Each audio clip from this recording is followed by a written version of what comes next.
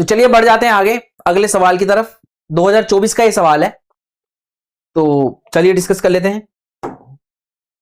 आपको मैं दे रहा हूं 1 मिनट, जल्दी से सॉल्व करिए और बताइए क्या आंसर आपका आ रहा है।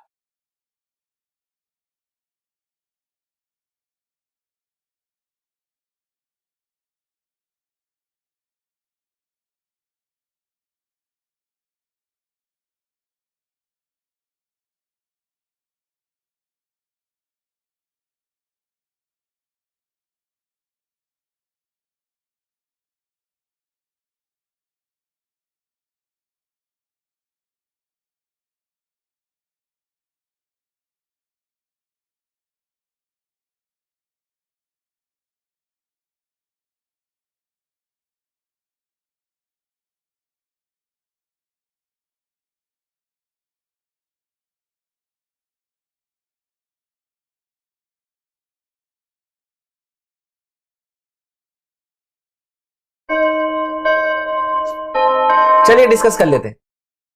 आपका 1 मिनट तो हो गया जी खत्म। तो बात कर लेते हैं भाई, क्या है, क्या सवाल है, पहले डिस्कस कर लेते हैं। क्या कह रहा है?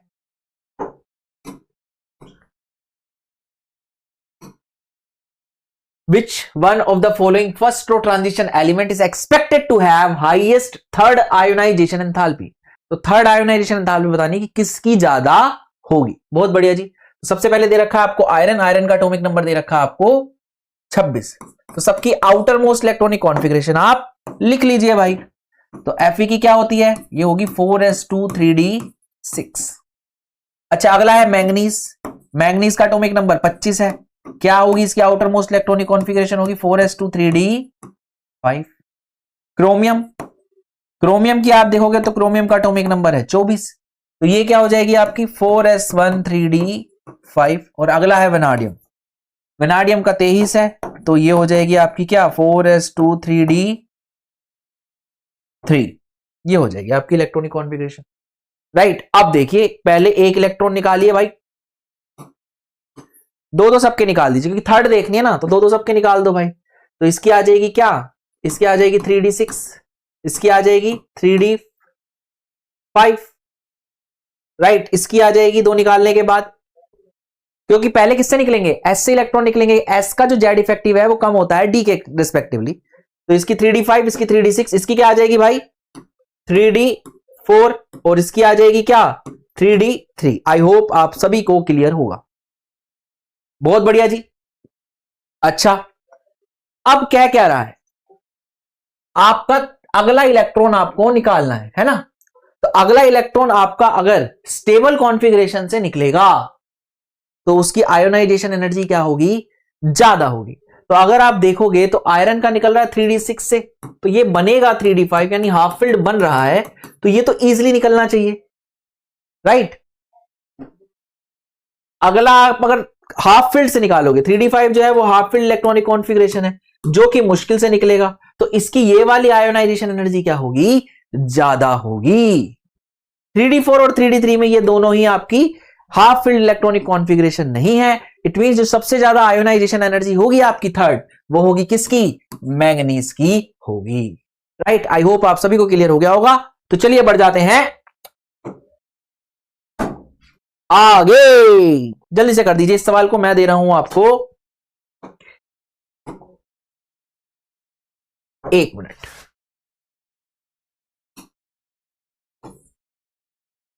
चलिए,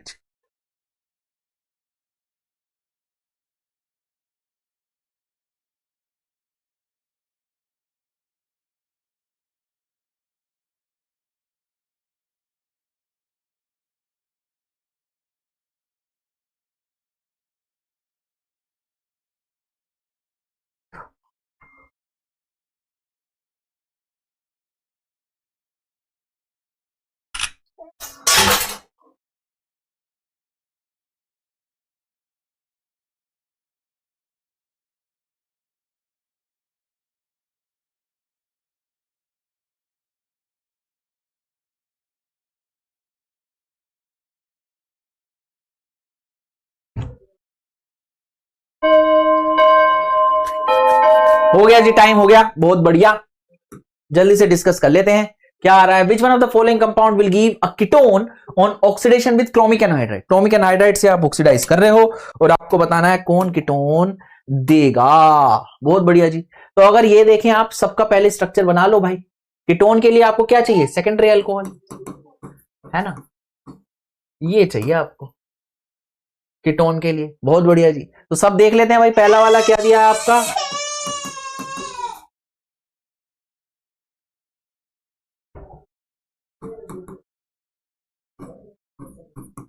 ये तो ये तो आपको प्राइमरी ही देगा भाई। क्या दे देगा, अगर इसको ऑक्सीडाइज करता हूं मैं तो ये देगा आपको CHO, है ना। क्रोमिक एनहाइड्राइड आपका यहां तक पहुंचाएगा, राइट। या तो अल्डिहाइड दे देगा, आपका एसिड दे देगा।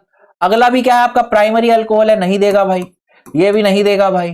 ये आपका टर्शरी अल्कोहल है, ये ऑक्सीडाइज नहीं होगा भाई। आपका बचा क्या, डी। डी क्या करेगा आपका जब ऑक्सीडाइज होगा, ये ऑक्सीडाइज जब होगा भाई आपका, तो ये देगा CH3 CH2 C double bond O CH3। आई होप आप सभी को क्लियर हो गया होगा। बहुत बढ़िया जी, बहुत बढ़िया, बहुत बढ़िया। तो चलिए बढ़ जाते हैं अगले सवाल की तरफ भाई। अगला सवाल आपका क्या कह रहा है, 2024 के सवाल चल रहे हैं भाई, 2024 के सवाल चल रहे हैं। पहले ये वाला और इससे पिछले वाला भी 2024 का था, ये वाला भी आपका 2024 का सवाल है आया हुआ। तो जल्दी से डिस्कस कर लीजिए जी।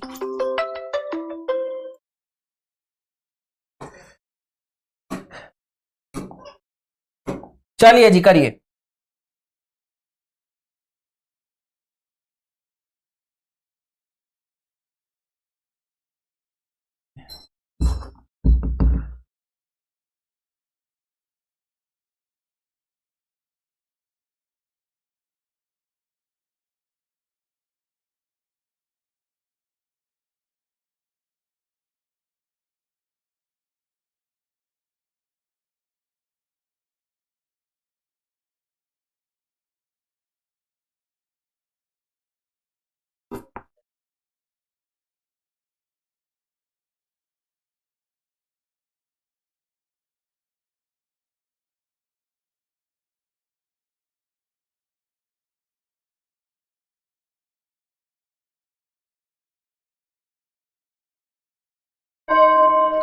चलो जी, हो गया टाइम, जल्दी से डिस्कस कर लेते हैं क्या कह रहा है ये।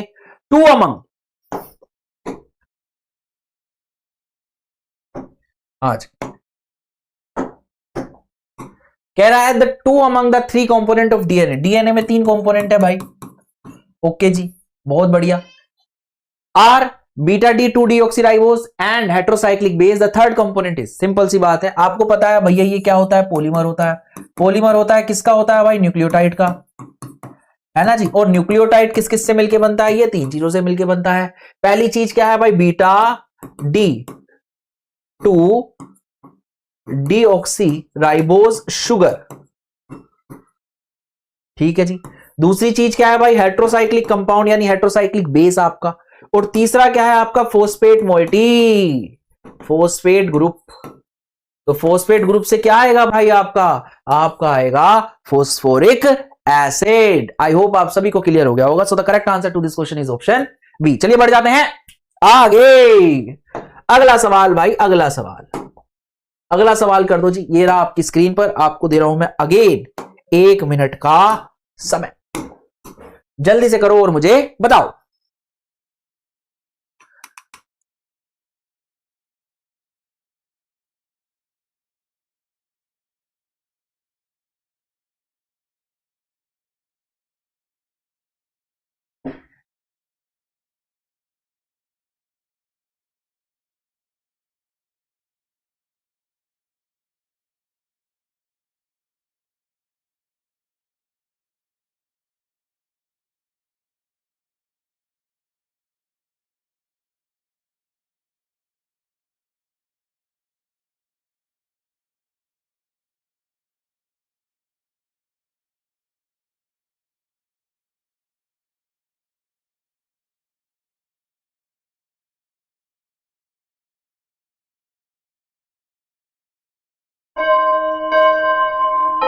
चलिए जी, बहुत बढ़िया, डिस्कस कर लेते हैं इसको, क्या कह रहा है ये।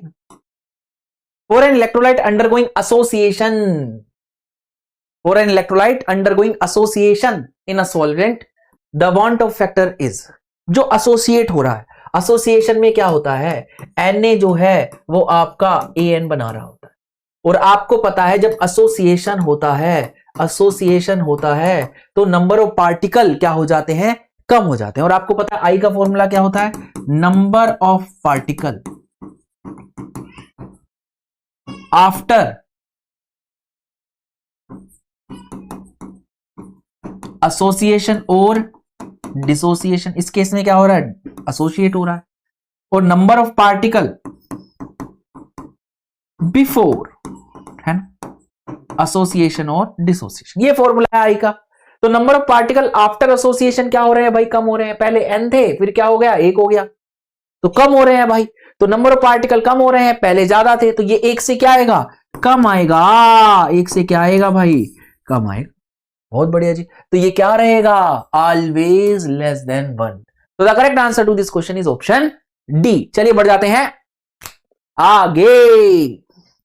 बहुत बढ़िया जी, बहुत बढ़िया। अगला सवाल कर लेते हैं जिसको डिस्कस।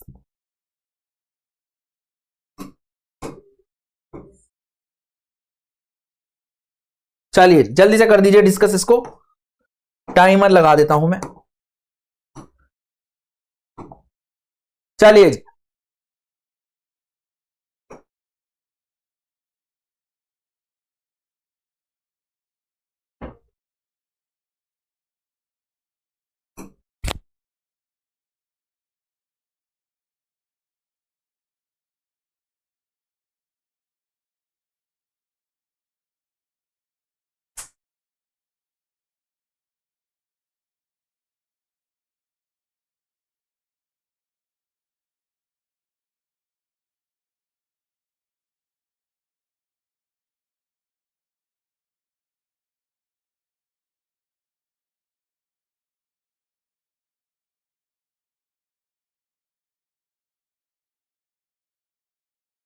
जल्दी जल्दी जल्दी जल्दी भाई, 5 सेकेंड, 4 3 2 1 और चलिए चलिए चलिए कर लेते हैं, कर लेते हैं, डिस्कस कर लेते हैं। क्या बोल रहा है, आपको एक रिएक्शन दे दी है x2y प्लस गिविंग p, तो x का रेट लिखना है भैया इसका। फॉर द रिएक्शन, इस रिएक्शन के लिए आपको the differential form equation of the rate law is, आपको रेट बताना है ना, रेट लॉ लिखनी है बेसिकली। तो अगर आप देखोगे x तो क्या आ जाएगा, minus D x over D T, क्योंकि रिएक्टेंट का तो ऐसे ही आएगा माइनस साइन के साथ। बहुत बढ़िया, फिर क्या आएगा y का 1/2 D concentration of y over D T, ये भी नेगेटिव साइन के साथ। बहुत बढ़िया जी, और फिर p के लिए लिखोगे तो प्रोडक्ट का पॉजिटिव आता है, तो प्लस डी पी ओवर क्या आ जाएगा, डी टी। अब आपको सिर्फ मैच कराना है भाई, अब आपको सिर्फ मैच कराना है। तो किससे मैच कर रहा है, y के साथ क्या आएगा, डिवाइड में 2 आएगा भाई, तो यहां तो ये तो गलत हो गया है ना। बहुत बढ़िया जी, अगर x और p में देखूं तो x माइनस है, p पॉजिटिव है, तो x पॉजिटिव है, p माइनस है, ये पॉसिबल है भाई, पॉसिबल है। और भी देख लेते हैं, ये दोनों माइनस है, ये नहीं होगा। y माइनस है और p पॉजिटिव है, ये चल जाएगा जी, चल जाएगा। और y का किधर जा रहा है, 2 p की तरफ जा रहा है, तो ये वाला किधर जा रहा है, रिलेशन ही तो बताना है आपको। तो ये भी तो पॉसिबल है, ये भी तो पॉसिबल है जी। तो ये आ जाएगा आपका minus D Y over D T equal to twice of DP over D T, है ना, ये हो जाएगा बिल्कुल जी। तो ये आ जाएगा आपका, ये पहली वाली इक्वेशन आ रही है आपकी, राइट। और आपकी थर्ड इक्वेशन भी माइनस प्लस, थर्ड भी आ रहा है, बट अगर इस तरीके से कहें कि रिएक्टेंट का नेगेटिव साइन के साथ आना चाहिए, तो ये क्या हो जाएगा, मोस्ट एप्रोप्रिएट आंसर नहीं रहेगा। अदरवाइज इक्वेशन थर्ड भी क्या है आपकी, सही है। So the correct answer to this question is option A. You have to mark option A as the correct answer, तभी आपको मार्क्स मिलेंगे, अदरवाइज नहीं मिलेंगे। चलिए बढ़ जाते हैं आगे। अगला सवाल, बहुत बढ़िया जी, जल्दी से 1 मिनट में आपको फिर से दे रहा हूं। 2024 के सवाल चल रहे हैं भाई, 2024 के सवाल चल रहे हैं।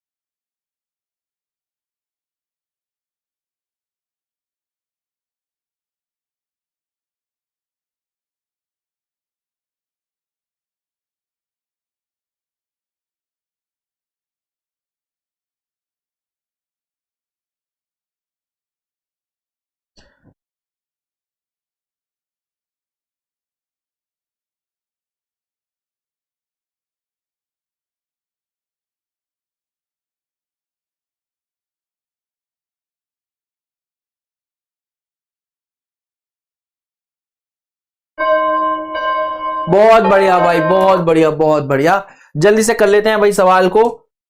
आई होप आप सभी का आंसर सही आया हो, पर हम एक बार देख लेते हैं, डिस्कस कर लेते हैं क्या आ रहा है आंसर। बहुत बढ़िया। बोल रहा है the compound which undergoes SN1 reaction most rapidly. तो SN1 रिएक्शन को याद रखो भाई। SN1 रिएक्शन में क्या हुआ था, आपका इंटरमीडिएट बना था। इंटरमीडिएट क्या था, इंटरमीडिएट जो था वो आपका कार्बोकैटायन था। बहुत बढ़िया जी। तो कार्बोकैटायन की स्टेबिलिटी देखूंगा। और क्या क्या पता है मुझे इसके बारे में, और क्या क्या पता है। ऑल दो हो तो इतने से भी जाएगा भाई। कार्बोकैटायन की स्टेबिलिटी देखी भाई। इसके अलावा देखा भाई ये 2 स्टेप प्रोसेस है, 2 स्टेप प्रोसेस है जी ये। ठीक है जी, 2 स्टेप प्रोसेस है। रेट, अच्छा ये फर्स्ट ऑर्डर है। ठीक है जी। और फर्स्ट स्टेप जो है वो RDS है। फर्स्ट स्टेप जो है वो RDS है। बहुत बढ़िया जी, बहुत बढ़िया। ये मुझे पता है। तो अब देख लेते हैं भाई किसमें सबसे ज्यादा स्टेबल कार्बोकैटायन बनेगा, उसमें SN1 होगा। तो सबसे रैपिडली भी रिएक्शन उसी में होगी। तो इसका जो कार्बोकैटायन बना रहा हूं मैं, बना रहा हूं क्या, पहले वाले का ऐसे बनेगा, लीविंग ग्रुप निकाल दो आप। दूसरे वाले का आप देखोगे तो कार्बोकैटायन क्या बनेगा, ये। तीसरे वाले का आप देखोगे तो कार्बोकैटायन क्या बनेगा, ये। और चौथे वाले का कार्बोकैटायन क्या बनेगा, तो sp2 हाइब्रिडाइज कार्बन पे कार्बोकैटायन है, तो लास्ट वाला तो क्या हो गया, बनेगा ही नहीं। फिनाइल कटायन तो वैसे भी एग्जिस्ट नहीं करता, तो ये नहीं बनेगा भाई। बचा इसमें और इसमें रेजोनेंस है, बाकी किसी में भी रेजोनेंस नहीं है। और रेजोनेंस नहीं है तो वो स्टेबल नहीं होगा जी, डीलोकलाइजेशन नहीं होगा जी। जो लोकलाइज चार्ज हो जाएगा जा, और लोकलाइज चार्ज हो जाएगा तो वो अनस्टेबल हो जाएगा या लेस स्टेबल हो जाएगा, ऐसा कह सकते हैं। So the correct answer to this question is option A. सबसे रैपिडली जो SN1 होगी वो किस में होगी, ए में होगी। तो चलिए बढ़ जाते हैं आगे। बहुत बढ़िया जी। अगला सवाल भाई, अगला अगला अगला जल्दी से कर दो।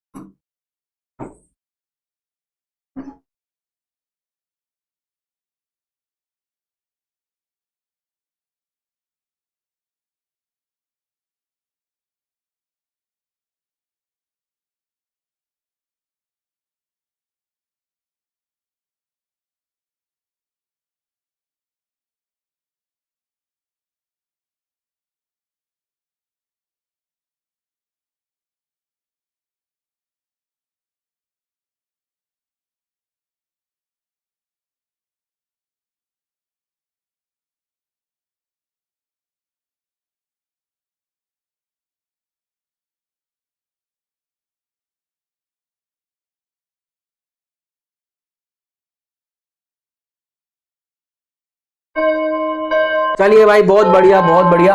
देख लेते हैं इसको, डिस्कस कर लेते हैं। एसिटिक एसिड जब PCl5 के साथ रिएक्ट करता है तो क्या देता है। ठीक है जी। तो एसिडिक एसिड क्या होता है आपका, CH3COOH। इसको किससे ट्रीट करा रहा हूं मैं, PCl5 से। तो क्या बनाएगा भाई आपका ये CH3COCl बनाएगा भाई। क्या होता है, ये जो OH होता है, ये जो CH3COOH ये जो होता है, इसको ये क्या कर देता है, रिप्लेस कर देता है Cl से। तो क्या बन जाएगा आपका, करेक्ट आंसर क्या हो जाएगा आपका, C हो जाएगा। राइट। आई होप आप सभी को क्लियर हो गया होगा। तो चलिए बढ़ जाते हैं आगे। अगला सवाल भाई, अगला सवाल जल्दी से बता दीजिए क्या आंसर आ रहा है। इसमें मैं आपको दूंगा ओनली 30 सेकेंड, ओनली।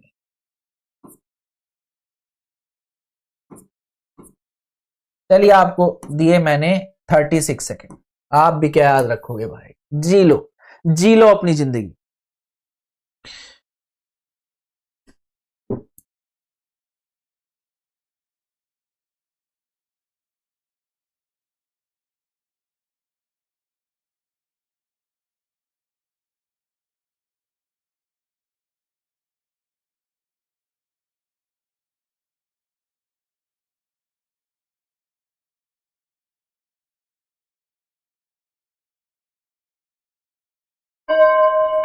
हो गया जी, हो गया, आपका टाइम हो गया। तो क्या बोल रहा है भाई, the formation of cyanohydrin from N aldehyde is an example of. तो साइनोहाइड्रिन जब मैं बनाता हूं, मान लो मैं एसिड एल्डिहाइड ले लेता हूं, इसमें मैं क्या डाल रहा हूं, HCN डाल रहा हूं, तो आपको क्या देगा, ये देगा CH3 CHOH और CN, ये आपका साइनोहाइड्रिन, ये क्या है आपका साइनोहाइड्रिन। तो इसमें क्या हो गया, ये HCN ऐड ही तो हो गया, राइट। तो HCN ऐड हुआ है। अब हुआ कैसे है, ये जनरली ये जो होता है ये हल्का सा स्लाइटली बेसिक मीडियम में कराते हैं। तो HCN क्या बना लेता है, मान लो KOH से रिएक्ट करा दिया KCN, और पहले स्टेप में ये कराया, दूसरे स्टेप में मैंने क्या करा दिया, H3O पॉजिटिव से, क्योंकि HCN का डायरेक्ट एडिशन जो है वो थोड़ा सा टफ हो जाता है भाई, मुश्किल हो जाता है, स्लो हो जाती है जी रिएक्शन। बहुत बढ़िया, तो जब ऐसे करूंगा तो काम बन जाएगा। तो पहले कौन रिएक्ट कर रहा है आपका, CN नेगेटिव, CN नेगेटिव जा रहा है, इस पे अटैक कर रहा है, क्यों कर रहा है, डेल्टा पॉजिटिव पे अटैक कर रहा है भाई, ये खुल जा रहा है, और ये खुल जा रहा है तो क्या करेगा, ये नेगेटिव चार्ज H+ ले जाएगा और आपको क्या दे देगा, साइनोहाइड्रिन दे देगा। आई होप आप सभी को क्लियर हो गया होगा। तो क्या हुआ भाई, न्यूक्लियोफाइल ने पहले अटैक किया और HCN का एडिशन हुआ है, तो क्या हुआ भाई, न्यूक्लियोफिलिक एडिशन रिएक्शन है, ये न्यूक्लियोफिलिक एडिशन रिएक्शन है। इलेक्ट्रोफाइल पहले अटैक करने नहीं गया, इलेक्ट्रोफाइल पहले अटैक करने नहीं गया। आई होप आप सभी को क्लियर हो गया होगा। तो चलिए बढ़ जाते हैं आगे। सब्स्टिट्यूट नहीं हुआ भाई, ये दोनों ऑप्शन तो वैसे ही खत्म हो गए थे, ये दोनों ऑप्शन तो वैसे ही खत्म हो गए थे। तो चलिए अगले सवाल पे बढ़ जाते हैं भाई। अगला सवाल बता दीजिए जल्दी से, आपके सामने ये रहा, आपको दे रहा हूं मैं इसके लिए 1 मिनट।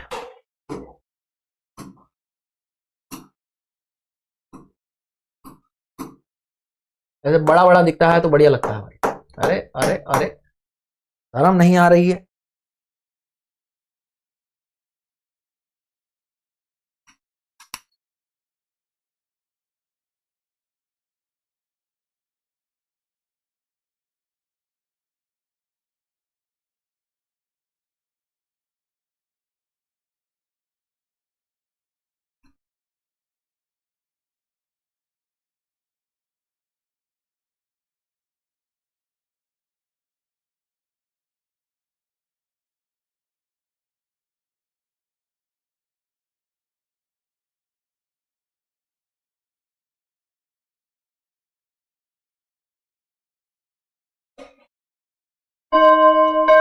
हो गया जी, हो गया, टाइम हो गया। चलिए बढ़ जाते हैं, कर लेते हैं डिस्कस इसको। क्या कह रहा है ये, कह रहा है जी, क्या कह रहा है, in the Arrhenius equation when log k is plotted against 1/t a straight line is obtained whose this you have 4 given option। चलिए बढ़ जाते हैं। तो क्या दिया है आपको, k दिया है, a दिया है, e raised to the power minus ea over rt दिया है। ये है आपकी Arrhenius इक्वेशन। इसमें मैं क्या ले रहा हूं, दोनों साइड log नेचुरल ले रहा हूं, तो क्या बन जाएगा ये आपका ln a minus ea over rt, ये आ जाएगा आपको।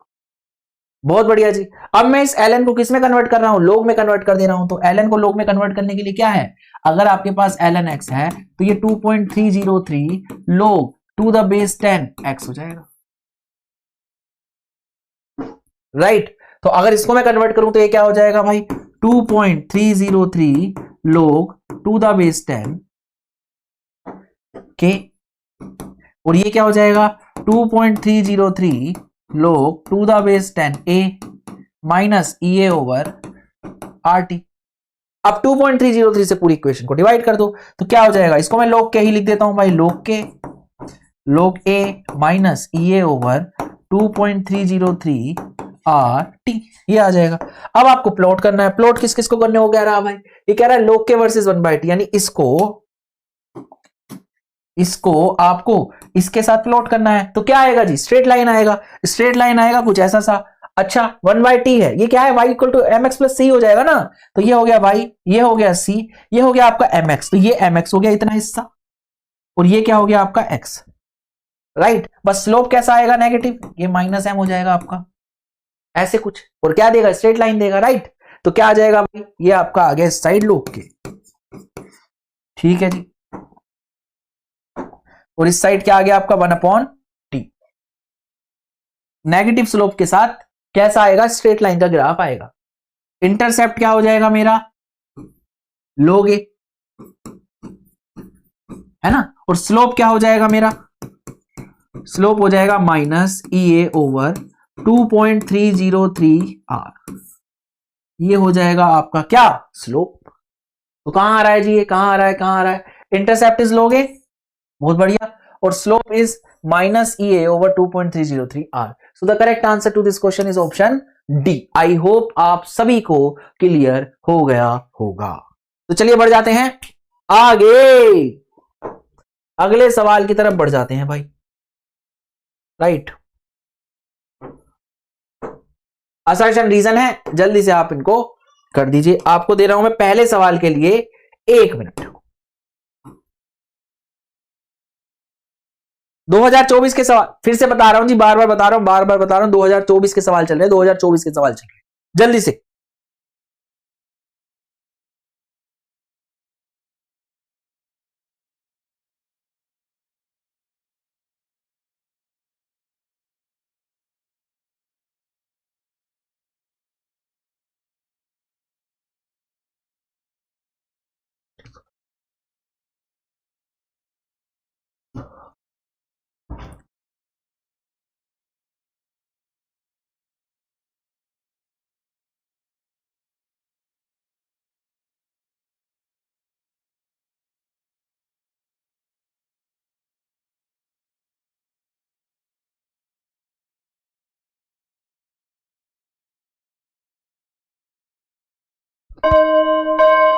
चलिए जी, चलिए बढ़िया बढ़िया डिस्कस कर लेते हैं। घंटा बज गया, मंदिर का घंटा बज गया भाई, बहुत बढ़िया जी। डिस्कस करते हैं क्वेश्चन नंबर 13। असर्शन और रीजन, दो स्टेटमेंट दे रखी हैं आपको। क्या बोल रहा है? When NaCl is added to water a depression in freezing point is observed. ठीक, फिर कह रहा है reason R NaCl undergoes dissociation in water. चलिए, तो क्या कह रहा है असर्शन में? When NaCl is added to water a depression in freezing point is observed. ये बात सही है भाई। NaCl क्या है आपका? NaCl है आपका नॉन वोलेटाइल सोल्यूट, और H2O क्या है आपका? सॉल्वेंट। और आपको पता है सॉल्वेंट का वेपर प्रेशर सॉल्यूशन से ज्यादा होता है जब मैं क्या डाल देता हूं? नॉन वोलेटाइल सोल्यूट डाल देता हूं। आई होप आप सभी को क्लियर हो गया। और जब वेपर प्रेशर ही कम हो गया तो आपका क्या होगा भाई? फ्रीजिंग पॉइंट भी क्या हो जाएगा? कम हो जाएगा। आपको पता ही है कोलिगेटिव प्रॉपर्टी है ये, depression in freezing point observed होता है। क्यों होता है भाई? क्योंकि आपने क्या डाल दिया उसमें? सोल्यूट डाल दिया। राइट, आई होप आप सभी को क्लियर हो गया होगा। तो असर्शन इज राइट। अब बोल रहा है NaCl अंडरगोस डिसोसिएशन वाटर। ये सही बात है जी। NaCl जो है वो पानी में जाके Na पॉजिटिव और Cl नेगेटिव बनाएगा, और जब ये बनाएगा तो क्या होगा? नंबर ऑफ पार्टिकल इंक्रीज करेंगे, और जब नंबर ऑफ पार्टिकल इंक्रीज करेंगे तो क्या होगा भाई? तो आपका डिप्रेशन ज्यादा होगा।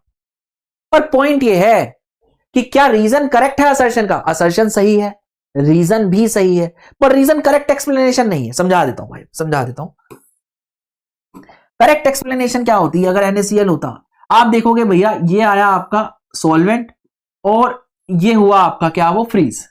तो ये लिक्विड है, ये सॉलिड है ना।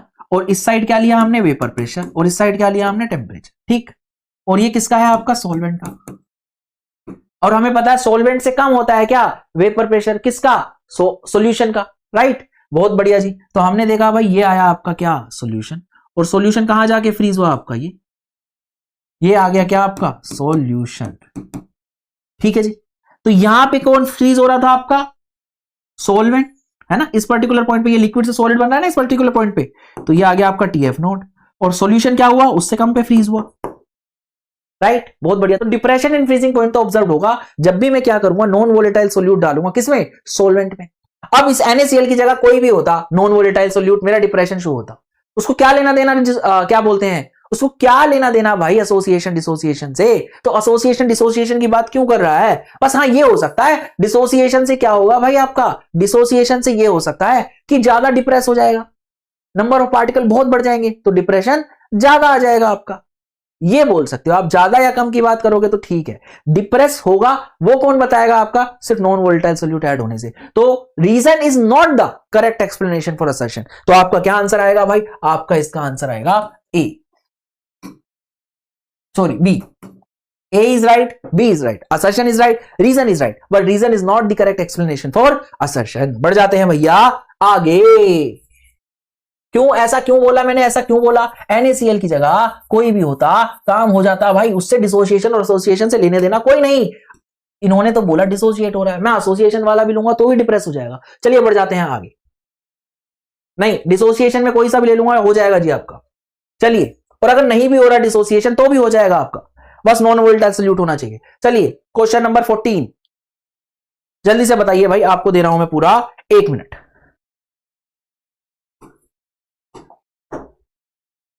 अरे भैया कहां जा रहा, क्वेश्चन नंबर 14 के लिए 1 मिनट है जी।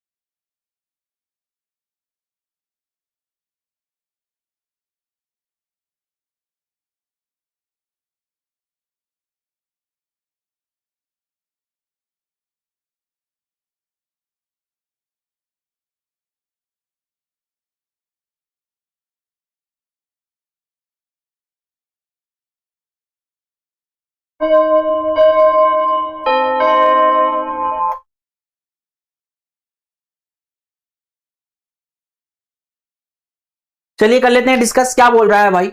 असर्शन में बोल रहा है separation of Z R and H F is difficult. Okay, बात कर लेते हैं भाई। तो क्या आता है आपका,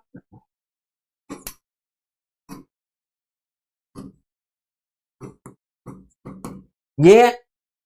अब आप देखोगे तो यहां आएगा जेड आर और यहां आएगा एच एफ, ऐसा ही है। और यहां पे क्या है आपके 14 लेंथेनॉइड्स है ना, एलिमेंट है ना, 14 एलिमेंट्स लेंथेनॉइड्स, राइट। और लेंथेनॉइड्स की वजह से क्या हुआ, लेंथेनाइट कॉन्ट्रैक्शन, और उसकी वजह से एचएफ का साइज क्या कर गया, डिक्रीज। और ऐसा हुआ कि इन दोनों का साइज क्या हो गया, सिमिलर, इनकी प्रॉपर्टीज क्या हो गई, सिमिलर, और उसकी वजह से इन दोनों का सेपरेशन क्या हो गया, डिफिकल्ट। तो assertion is right, assertion is right. अब देखते हैं रीजन राइट है या नहीं। ZR and HF have similar radii, okay, due to lengthenite contraction। और ये सही बात है भाई, लेंथेनाइट कॉन्ट्रैक्शन की वजह से ही तो इन दोनों का साइज सेम है, उसी की वजह से तो क्या है, इनकी प्रॉपर्टीज सेम है। तो क्या हो गया भाई, आपका जो है रीजन भी करेक्ट है, and reason is correct explanation, correct explanation for assertion. I hope आप सभी को क्लियर हो गया होगा। तो चलिए क्वेश्चन नंबर 15 को बता दीजिए, क्वेश्चन नंबर क्या कर दीजिए भाई, 15 को डिस्कस कर दीजिए।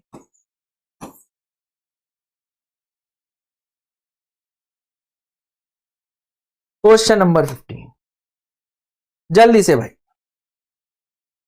1 मिनट दे रहा हूं मैं आपको।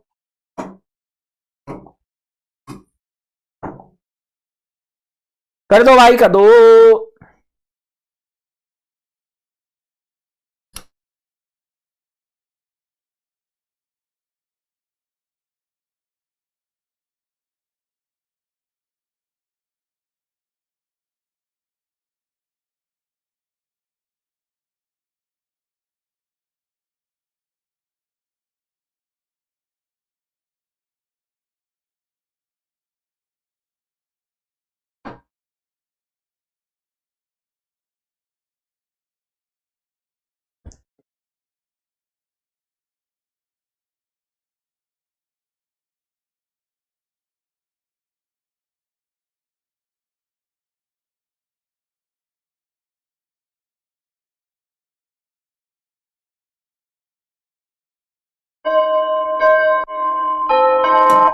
चलिए जी बढ़िया, क्वेश्चन नंबर 15 को डिस्कस कर लेते हैं। क्या कह रहा है, assertion the PK of ethanoic acid is lower than that of this. Ethanoic acid क्या होता है आपका, CH3COOH, ये है जी।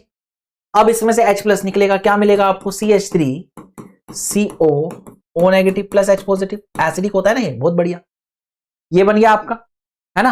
अब देखते हैं दूसरे वाले में, आपका दिया ClCH2COOH, ClCH2COOH,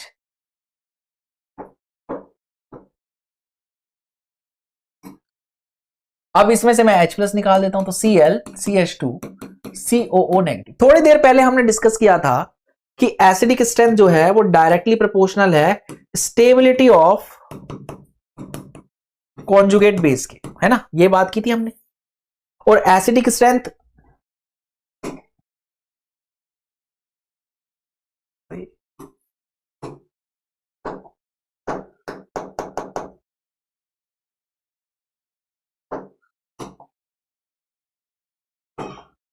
हाँ जी, जो एसिडिक स्ट्रेंथ है वो directly proportional stability of conjugate base की। ठीक है जी, बहुत बढ़िया। अब जो एसिडिक स्ट्रेंथ है आपकी वो किस किस और चीज पे डिपेंड करती है या कैसे निकाल सकते हैं भाई उसको? एसिडिक स्ट्रेंथ को कंपेयर करने का दूसरा तरीका क्या है भाई? एसिडिक स्ट्रेंथ को अगर मुझे कंपेयर करना है तो एसिडिक स्ट्रेंथ जो है वो डायरेक्टली प्रोपोर्शनल होती है किसी भी एसिड, वीक एसिड के Ka के। जितना ज्यादा Ka उतना ही ज्यादा क्या होगा? स्टेबिलिटी ऑफ कॉन्जुगेट बेस, उतना ही ज्यादा क्या होगा? वो H+ को क्या करेगा? डोनेट करेगा। और इनवर्सली प्रोपोर्शनल होती है किसके? pKa के। राइट, बहुत बढ़िया। तो अब मुझे देखना है किसकी कॉन्जुगेट बेस की स्टेबिलिटी ज्यादा है। यहां तक भी समझू तो भी काम बन जाएगा भाई। क्या दोनों में रेजोनेंस है? दोनों ही COOH है तो इसमें तो रेजोनेंस है, इसमें भी क्या है? रेजोनेंस है। तो रेजोनेंस का पार्ट तो है भाई। माइनस चार्ज को स्टेबलाइज करने के लिए कौन है जी? माइनस चार्ज को स्टेबलाइज करने के लिए Cl का माइनस आई इफेक्ट है। और यहां पे क्या लग रहा है? CH3 का प्लस आई। तो प्लस आई तो क्या करेगा? डिस्टेबलाइज करेगा। माइनस आई क्या करेगा? स्टेबलाइज करेगा। यानी ये कॉन्जुगेट बेस क्या है? ज्यादा स्टेबल है। ये कॉन्जुगेट बेस क्या है? कम स्टेबल है। राइट, बहुत बढ़िया जी। तो आपकी स्टेबिलिटी इसकी ज्यादा है तो ये ज्यादा अच्छा एसिड है। ClCH2COH ज्यादा अच्छा एसिड है। बहुत बढ़िया जी, बहुत बढ़िया, बहुत बढ़िया। तो अब क्या कह रहा है? The pK of ethanoic acid. अच्छा, pK की बात कर रहा है भाई। तो pKa किसका ज्यादा होगा? जो ज्यादा अच्छा एसिड होगा उसका pKa क्या होगा? कम होगा। तो इसका pKa कम होगा और COH, CH3COH इथेनोइक एसिड का pKa ज्यादा होगा। तो कह रहा है the pKa of ethanoic acid is lower lower than that of this. ऐसा तो नहीं हो सकता, ये ज्यादा अच्छा एसिड है, ये ज्यादा अच्छा एसिड है, इसका मतलब इसका pKa क्या होगा? लोअर होगा। तो असर्शन तो हो गया गलत। बढ़िया जी, बहुत बढ़िया बात। अगला देखते हैं रीजन सही आ रहा है या नहीं, है ना? रीजन सही बैठ रहा है मेरा या नहीं? क्या कह रहा है जी रीजन में? Chlorine shows electron withdrawing minus I effect which increases the acidic strength of this. सही बात है, माइनस आई इफेक्ट लग रहा है, उसकी वजह से माइनस चार्ज जो आ रहा था, माइनस चार्ज जो आ रहा था इसके कॉन्जुगेट बेस पे, उसको क्या कर रहा था? ये स्टेबलाइज कर रहा था, है ना? तो ये ज्यादा स्टेबल है। रीजन करेक्ट है जी। और ऐसा किसी में भी आता है, मुझे लगता है सी या डी में आता है, तो मैं इसका आंसर क्या दे रहा हूं? सी कर रहा हूं। एक सही है एक गलत है, वो आप ऑप्शन 4 ऑप्शन देख लेना जी, उसमें से देख लेना, आपका हिसाब बैठ जाएगा। राइट, ए और बी नहीं है। राइट, तो इसमें क्या है? असर्शन गलत है, रीजन सही है। करेक्ट एक्सप्लेनेशन की बात तो बाद में करेंगे। चलिए जी, अगला सवाल क्वेश्चन नंबर 15 आपकी 16 आपकी स्क्रीन पर ये रहा, पूरे 50 करोड़ के लिए। 50 करोड़। चलो जी, बढ़िया, कर दो इसको, डिस्कस कर दो भाई। आपको दे रहा हूं मैं पूरा पूरा 1 मिनट। अरे कर दे रे।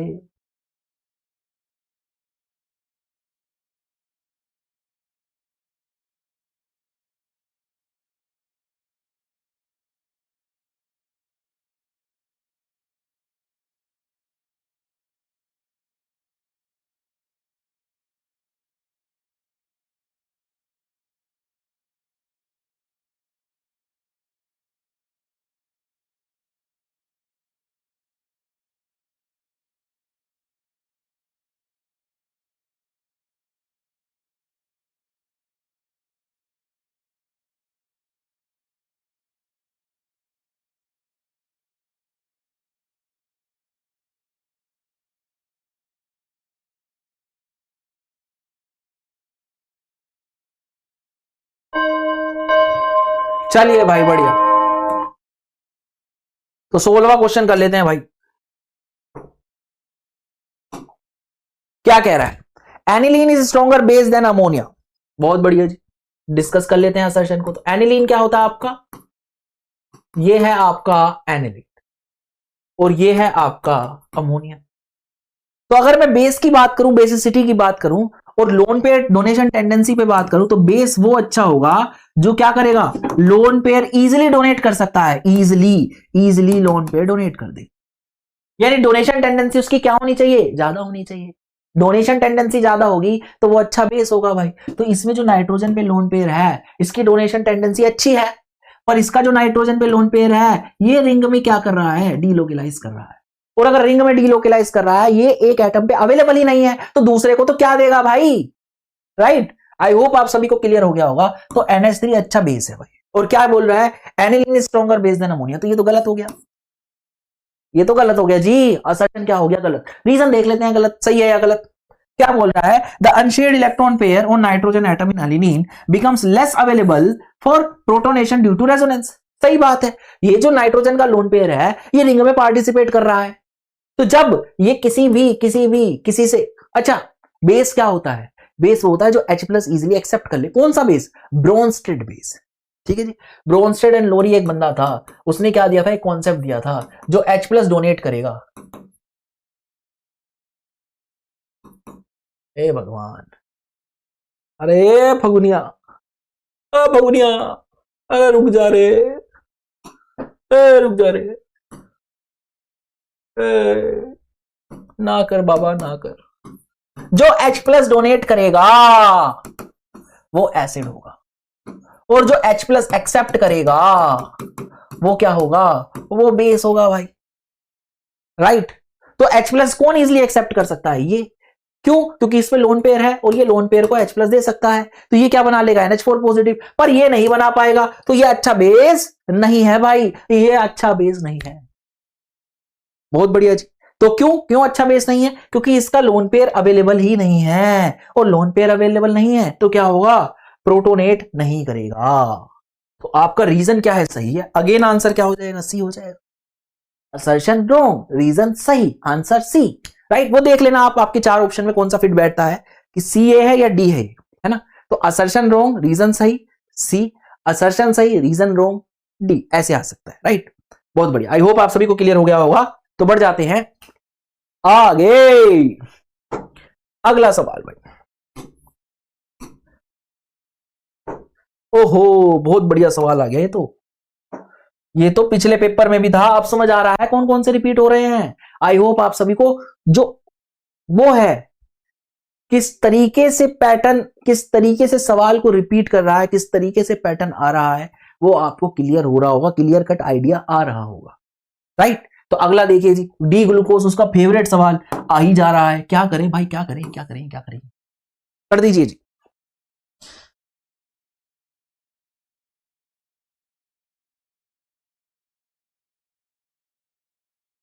दो 2024 का सवाल है जी।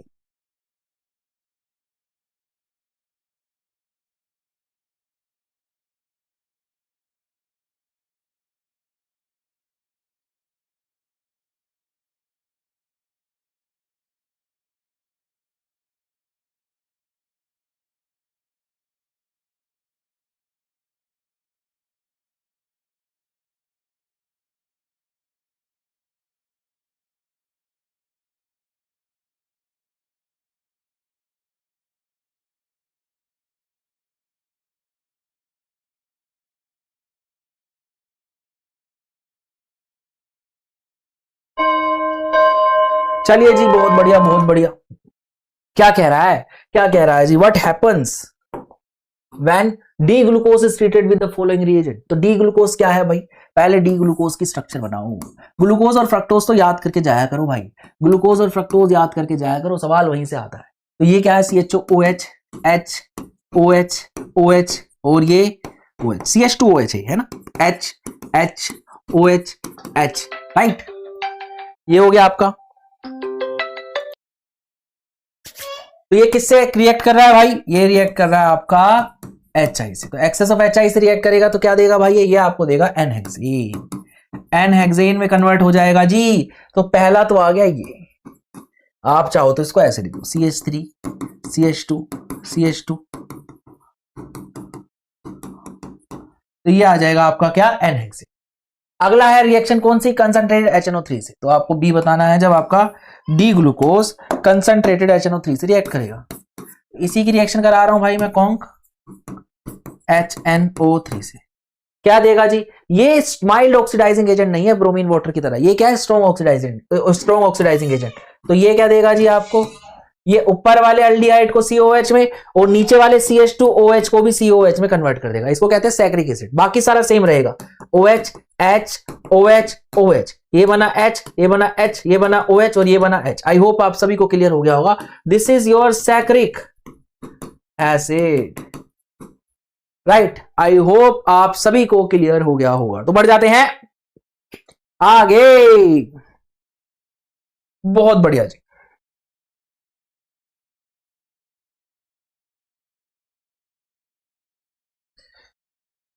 चलिए अगला सवाल देख लेते हैं और जल्दी से कर दीजिए इसको, मैं आपको दे रहा हूं 1 मिनट। सवाल मैं आपको पढ़ देता हूं भाई, क्या कह रहा है, draw the structure of major monohalo product in each of the following reaction. आपको 2 रिएक्शन दे रखी है और आपको बताना है मेजर प्रोडक्ट इसमें क्या बनेगा। एनसीईआरटी का सवाल है जी, 2024 में आया हुआ है, तो आपको समझ जाना चाहिए कहां से सवाल आ रहे हैं, आ रहे हैं भाई।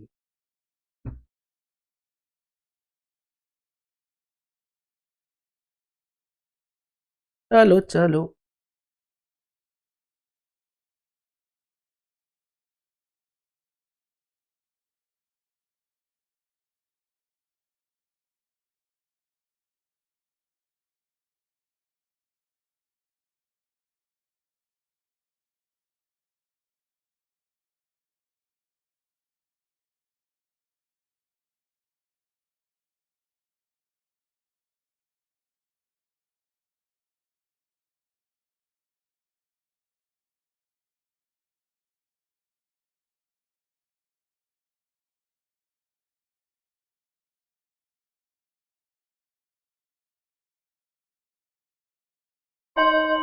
हो गया जी, हो गया, टाइम हो गया, टाइम हो गया, घंटा बज गया। चलो चलो बढ़िया। क्या कह रहा है, draw the structure of major monohalo product in each of the following reaction. आपको 2 रिएक्शन दी गई हैं और आपको बताना है मेजर प्रोडक्ट इसमें क्या बनेगा। तो पहले में देखोगे आपका HBr है और आपको अनसैचुरेशन दे रखी है, अल्कीन दे रखा है। बेंजीन के बाहर, बेंजीन आपको एडिशन रिएक्शन नहीं देता, ये आपको ध्यान रहना चाहिए। तो आपको क्या बनाना है, मेजर प्रोडक्ट बनाना है। तो इसका मेजर प्रोडक्ट जो है वो ये बनेगा, CH3Br। अब ऐसा बन क्यों रहा है, अगर मैं देखूं तो ये इलेक्ट्रोफिलिक एडिशन रिएक्शन है, तो इलेक्ट्रोफाइल पहले ऐड करेगा। इलेक्ट्रोफाइल ऐड करने के बाद आपको 2 कार्बोकेटाइन मिलेंगे, एक तो आपको मिलेगा ये और एक आपको मिलेगा ये। तो इसमें नीचे वाला जो है वो 2 डिग्री कार्बोकेटायन है, ऊपर वाला जो है वो 1 डिग्री कार्बोकेटायन है। और 1 डिग्री कार्बोकेटायन जो होता है वो लेस स्टेबल होता है, किससे, 2 डिग्री कार्बोकेटायन से। तो 2 degree carbocation is more stable. तो प्रोडक्ट किसके हिसाब से मिलेगा भाई, 2 डिग्री से। तो Br- जो है वो इस पर अटैक करेगा और आपको प्रोडक्ट देगा। तो आपका प्रोडक्ट क्या बन जाएगा, ये आपका बनेगा क्या, मेजर। आई होप आप सभी को क्लियर हो गया होगा। चलिए अगला सवाल, अगला सवाल बोल रहा है भाई ये रिएक्शन है, यूवी लाइट के साथ रिएक्शन हो रही है, तो आपका क्या देगा, आपका रिएक्शन क्या आंसर क्या आएगा। आपको इसको मैं दे रहा हूं 30 सेकंड भाई, वैसे तो दोनों के मिला के ही 1 मिनट दिया था, बट अब मैं दे रहा हूं आपको 30 सेकंड। चलिए जल्दी से कर दीजिए भाई।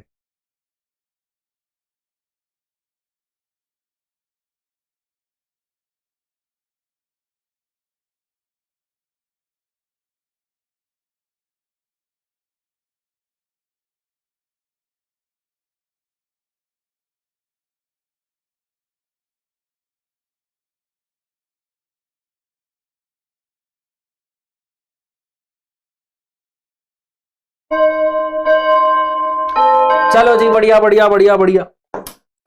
क्या कह रहा है ये, इसमें रिएक्शन करा रहा हूं यूवी लाइट से, क्या मिल जाएगा भाई।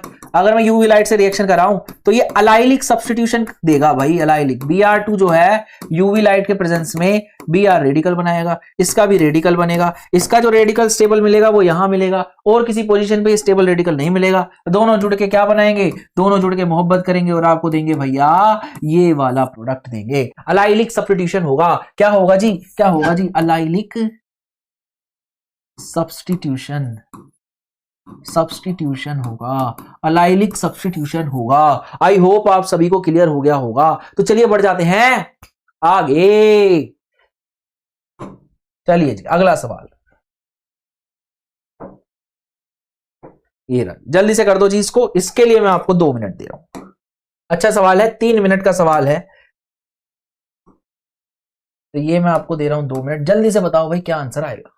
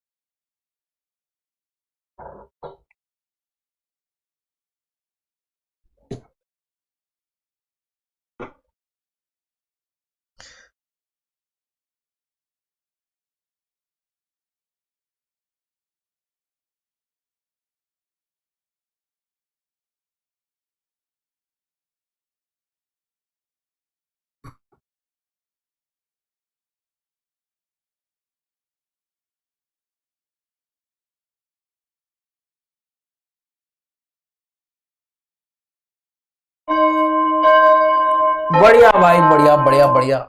आई होप आप सभी का हो गया होगा। तो जल्दी से देख लेते हैं भाई, जल्दी से देख लेते हैं क्या आंसर आ रहा है। When a certain conductivity cell was filled with 0.05 molar KCl solution, तो कंसंट्रेशन कितनी दे दी आपको, 0.05 मोलर, ठीक है जी। It has a resistance of 100 ohm, resistance कितना दे दिया आपको, 100 ओम, बहुत बढ़िया जी। Temperature 25 degree centigrade. When the same cell was filled with, same cell, ये एक सेल में है, दूसरा सेल में क्या करा हमने, सेम सेल को हमने 0.02 मोलर AgNO3 से फिल कर दिया। पहले किससे किया था, KCl से किया था, बहुत बढ़िया जी। The resistance was 90 ohm, resistance कितना दे दिया भाई, 90 ओम दे दिया, बहुत बढ़िया। Calculate the conductivity and molar conductivity of AgNO3, तो इसकी कंडक्टिविटी और मोलर कंडक्टिविटी निकालनी है, ऐसा सा कुछ दिया है जी, बहुत बढ़िया, बहुत बढ़िया जी, बहुत बढ़िया। ठीक है जी, ठीक है जी, ठीक है जी। तो देख लेते हैं भाई, आपको सबसे पहले क्या निकालना पड़ेगा, आपको निकालना पड़ेगा सेल कांस्टेंट। तो सेल क्या होता है आपको पता है, आर क्या होता है, रो L बाई ए क्या होता है, सेल कांस्टेंट मतलब G स्टार। रो क्या होता है, 1/रो इधर ले लो जी, और 1/r इधर ले लो। ऐसे कर लूं क्या, ऐसे कर लेता हूं भाई, ये फॉर्मूला बन गया। आपने आर इधर ले गए, रो इधर ले गए, L बाई ए को क्या लिख लिया, G स्टार। बहुत बढ़िया जी, बहुत बढ़िया, बहुत बढ़िया। अच्छा, अब देखते हैं भाई, 1/रो क्या है आपका, K।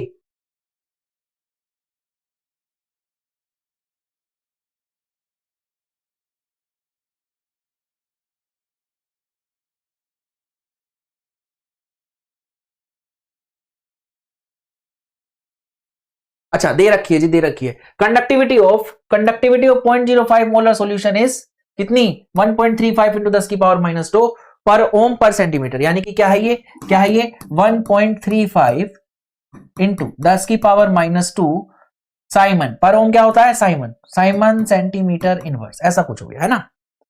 तो 1/रो क्या हो गया आपका, 1/रो हो गया K, ठीक है जी। 1/r को r इधर ले जा रहा हूं, तो r हो गया, ये हो गया G स्टार, ऐसा कुछ हो जाएगा। तो G स्टार की वैल्यू कितनी हो जाएगी, कंडक्टिविटी कितनी है, इतनी। KCl सॉल्यूशन की कंडक्टिविटी कितनी है भाई, KCl सॉल्यूशन की कंडक्टिविटी इतनी है, तो 1.35 इंटू 10 की पावर -2। और KCl सॉल्यूशन का रेजिस्टेंस कितना है, KCl सॉल्यूशन का रेजिस्टेंस है 100 ओम, तो 100 से मैंने क्या कर दिया, मल्टीप्लाई कर दिया। बहुत आसान कैलकुलेशन हो गई।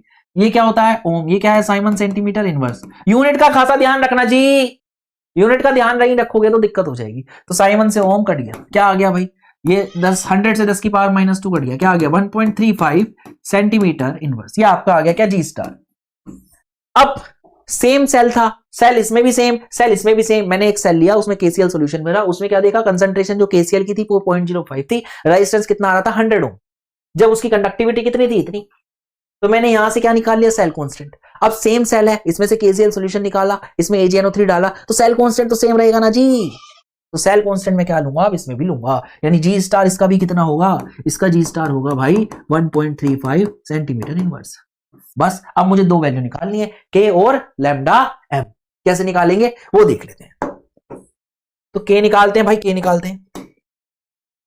K कैसे निकालेंगे, तो K कैसे निकालोगे भाई आप, K हो जाएगा आपका क्या, वहां से फॉर्मूला निकाला था, देखो जी फॉर्मूला देखा था हमने, कहां है जी फॉर्मूला, K था आपका, ये रहा, K था आपका G स्टार बाय R, है ना।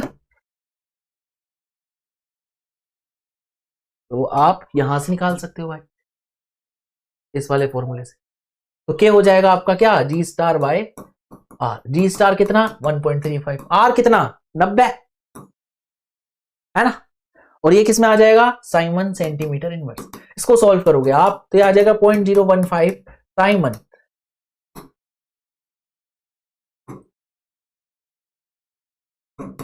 0.015 साइमन सेंटीमीटर इनवर्स, ये आ जाएगा आपका K, राइट। बहुत बढ़िया जी। अब मुझे लैम्डा एम निकालना है, मुझे पता है लैम्डा एम क्या होता है, लैम्डा एम होता है K/C इंटू 1000। K कितना आया 0.015, C कितना दिया है, C इसका दिया है जी AgNO3 सॉल्यूशन का 0.02, तो 0.02 से डिवाइड कर दूंगा और किससे मल्टीप्लाई कर दूंगा, 1000 से मल्टीप्लाई कर दूंगा, तो कितना आ जाएगा 15/0.02 आ जाएगा।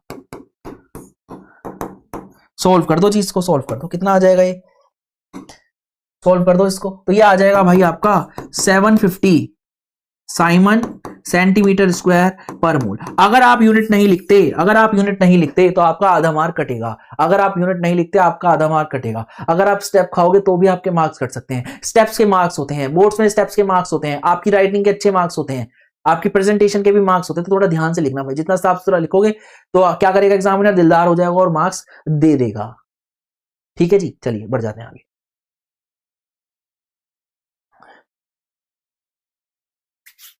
तो बच्चा लोग अभी तक जो आपने सवाल देखे वो थे 2024 के। स्टार्टिंग में हमने 2025 के किए, फिर 2024 के किए। तो आपको रीसेंट पैटर्न जो है वो समझ में आ गया होगा। तो ऑर्गेनिक में जहां से सवाल आ रहे हैं वो SN1 SN2 से आ रहे हैं। और कहां से आ रहे हैं, जीओसी के भी बहुत सवाल पूछ रहा है भाई, स्टेबिलिटी पे बहुत पूछ रहा है वो सवाल। राइट, आई होप आप सभी को क्लियर हो गया होगा। ठीक है जी, तो आपको समझ में आ गया होगा कहां कहां से आ रहे हैं सवाल। एसिडिटी बेसिसिटी बहुत पूछ रहा है, SN1 SN2 बहुत पूछ रहा है, उसका फेवरेट टॉपिक हो गया है ये। राइट, और आप देखोगे कि फिजिकल में कहां से सवाल आए थे। फिजिकल में जो है वो आपके सॉल्यूशन से एसोसिएशन डिसोसिएशन वाले बहुत सवाल पूछ रहा है वो। राइट, उसके बाद आप इलेक्ट्रोकेमिस्ट्री में EMF से बहुत सवाल पूछ रहा है वो। ठीक है, और केमिकल काइनेटिक्स में अगर आप देखोगे तो केमिकल काइनेटिक्स में जो रेट वाले सवाल थे, रेट वाले, और अभी देखेंगे आप कि आपका फर्स्ट ऑर्डर भी बहुत पूछेगा वो, तो ये वाले सवाल वो ज्यादातर पूछ रहा है। आर्रेनियस पे भी सवाल आया था। तो ये इंपॉर्टेंट टॉपिक है जो आपको करने चाहिए। तो चलिए अब आ जाते हैं किस पे, मोस्ट रिपीटेड टॉपिक्स पे। तो आपका सबसे पहला क्वेश्चन देख लेते हैं हम क्या कह रहा है। कह रहा है एनालाइज द गिवन ग्राफ। ओहो, चलिए चलिए चलिए समझ लेते हैं सवाल को, फिर आप कर लीजिएगा भाई, फिर मैं टाइमर दे दूंगा। Analyse the given graph drawn between concentration of reactant versus time. ये कंसंट्रेशन ऑफ रिएक्टेंट और टाइम का ग्राफ दे रखा है आपको, बहुत बढ़िया। सबसे पहले आपको ऑर्डर प्रेडिक्ट करना है, फिर आपको बताना है theoretically can the concentration of reactant reduce to zero after infinite time और नॉट। बहुत बढ़िया जी, तो आपको जल्दी से बताना है भाई कि ये कौन सा ऑर्डर है और आपकी कंसंट्रेशन ऑफ रिएक्टेंट जीरो होगी या नहीं होगी। तो जल्दी से बताइए भाई। चलिए टाइम दे देता हूं मैं आपको, टाइमर दे देता हूं।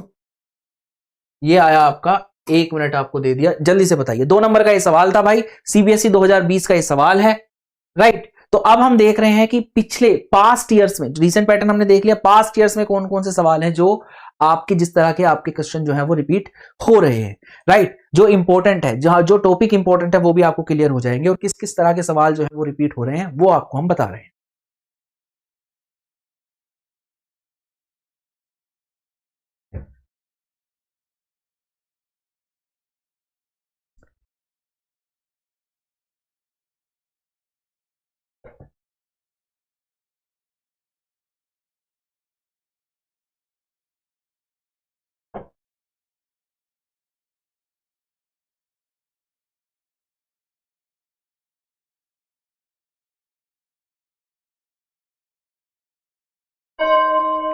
चलिए बहुत बढ़िया, क्या कह रहा है ये देख लेते हैं भाई।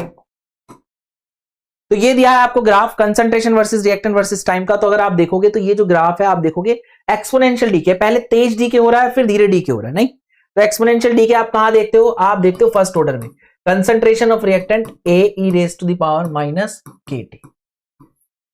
ये क्या है, concentration of reactant at time t, ये initial concentration of reactant into e⁻⁻ KT where K is rate constant and T is time.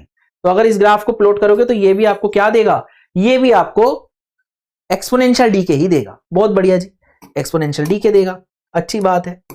अच्छा, अब तो ऑर्डर क्या आ गया इसका, ये फर्स्ट ऑर्डर की है तो ऑर्डर तो आ गया आपका फर्स्ट ऑर्डर। ऑर्डर क्या आ गया आपका, फर्स्ट ऑर्डर, बहुत बढ़िया जी। अच्छा, आगे की बात करूं मैं अगर, तो theoretically can the concentration of reactant reduce to zero after infinite time. अगर आप बात करो फर्स्ट ऑर्डर की, तो फर्स्ट ऑर्डर रिएक्शन जो है, first order reaction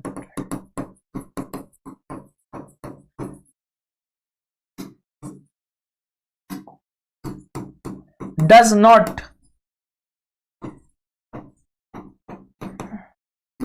gate completed. तो आपकी कभी भी रिएक्टेंट की कंसंट्रेशन जीरो होगी ही नहीं। तो रिएक्टेंट की कंसंट्रेशन आपकी कभी भी जीरो होगी नहीं, तो इनफाइनाइट टाइम के बाद भी। So the concentration of reactant never become zero. I hope आप सभी को क्लियर हो गया होगा। तो आपको इस तरीके से कुछ आंसर देना है। तो चलिए बढ़ जाते हैं आगे अगले सवाल की तरफ। अगला सवाल आपका क्या कह रहा है? अगेन सीबीएसई 2020 का सवाल है, 2 मार्क का सवाल है। तो जल्दी से बताइए भाई। आपको मैं दे रहा हूं, कितना टाइम दे रहा हूं आपको? मैं टाइम दे रहा हूं कुछ 1 मिनट। जल्दी से बताइए भाई, है ना, जल्दी से।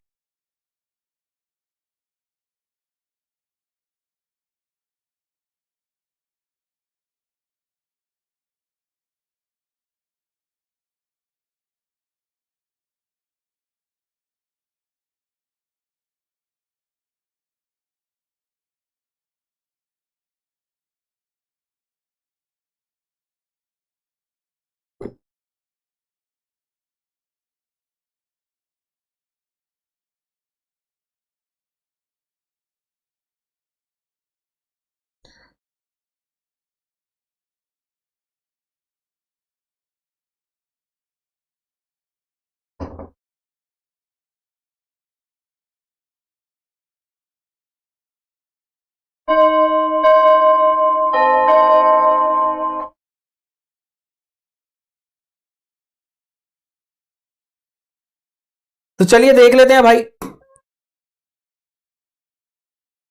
ये सवाल है कोलिगेटिव प्रॉपर्टी का। कोलिगेटिव प्रॉपर्टी जो सॉल्यूशन में बहुत बहुत बहुत इंपॉर्टेंट है, तो वो हायर मार्क्स पे आएंगे, राइट। तो चलिए देख लेते हैं भाई। विशाल टुक 2 aqueous solution, one containing 7.5 gram of urea. बहुत बढ़िया। तो 2 एक्व सॉल्यूशन है भाई। एक एक्व सॉल्यूशन 1 है और एक एक्व सॉल्यूशन 2 है। एक में आपका यूरिया एज अ सोल्यूट है, ठीक है जी। कितना है? One containing 7.5 gram of urea, ठीक है जी। और यूरिया का मोलर मास कितना दिया है? वो दिया है 60 gram per mole. And the other containing, other दूसरे वाले में 42.75 ग्राम ऑफ सब्सटेंस है ना, 42.75 gram of substance Z in 100 gram of water, ठीक है जी। इसमें कितना लिया है जी? 100 ग्राम ऑफ वाटर, ठीक है, रेस्पेक्टिवली, ठीक है। It was observe that both solution froze at the same temperature, calculate the molar mass. Okay, तो इसमें भी वाटर है, ये किसमें मिला है? वाटर में मिला है। वाटर कितना है? इसमें भी 100 ग्राम और इसमें भी कितना? 100 ग्राम। इसमें ये जेड है और इसमें ये यूरिया है। दोनों का फ्रीजिंग पॉइंट जो है वो क्या है? सेम है। और दोनों का सोलवेंट भी क्या है? वो सेम है। यानी कि दोनों का डिप्रेशन इन फ्रीजिंग पॉइंट भी क्या होगा? सेम होगा। तो delta TF of urea is equal to delta TF of Z. यहां से मैं ये ले सकता हूं भाई, है ना, ये ले सकता हूं। आई होप आप सभी को क्लियर हो गया होगा। तो डिप्रेशन एंड फ्रीजिंग पॉइंट दोनों का क्या रहेगा भाई? सेम रहेगा, ठीक है जी। तो ये क्या होगा? के एफ एम ऑफ यूरिया और ये क्या हो जाएगा? के एफ एम ऑफ जेड। अच्छा, के एफ जो होता है वो सोलवेंट का होता है, तो के एफ दोनों का क्या कट जाएगा? कांस्टेंट है भाई, कांस्टेंट है, तो ये कट जाएगा। तो आपको बेसिकली क्या करना है? मोलैलिटी देखनी है। तो molality of urea, molality of Z, ऐसा कुछ आएगा भाई, राइट। अच्छी बात है। तो मोलैलिटी ऑफ यूरिया क्या है और मोलैलिटी ऑफ जेड क्या है, ये देख लेते हैं भाई।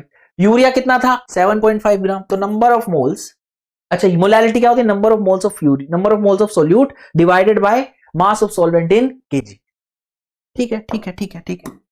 तो कितना है urea? 7.5 gram divided by it's molar mass which is 60। ये आ गए मोल्स ऑफ यूरिया। अब मुझे क्या करना है? सोलवेंट के मास से डिवाइड करना है, वो भी केजी में। 100 ग्राम है तो केजी में कितना हो जाएगा? 0.1, तो ये आ जाएगा। अब मुझे जेड के लिए भी यही करना है। जेड का मास कितना था? 42.75। जेड का मोलर मास वही तो निकालना है, calculate the molar mass of Z. तो जेड से डिवाइड कर दिया। और कितना है सोलवेंट? अगेन 0.1। अब डिवाइड काटा पीटी चालू कर दो भाई, जेड निकल जाएगा आपका, जेड आ जाएगा। ठीक है जी, काटा पीटी करोगे तो ये कट गया आपका, जेड इधर ले आओ भाई। 42.75 इंटू 60 बाय 7.5, ऐसा कुछ आ जाएगा। और आप इसको जल्दी से सॉल्व करेंगे तो ये कितना आ जाएगा? 342 ग्राम पर मोल। मोलर मास है ना, इतना ग्राम होगा 1 मोल का। आई होप आप सभी को क्लियर हो गया होगा। तो ये आपका आंसर आएगा जी, और आंसर को आप बॉक्स में डाल दें। राइट, तो चलिए बढ़ जाते हैं आगे अगले सवाल की तरफ। अगला सवाल आपका क्या कह रहा है? अगला सवाल आपका क्या कह रहा है? ओहो, 2014 का सवाल है, बहुत बढ़िया सवाल है, बहुत इंपॉर्टेंट सवाल है। तो जल्दी से बताइए इसका आंसर क्या आएगा।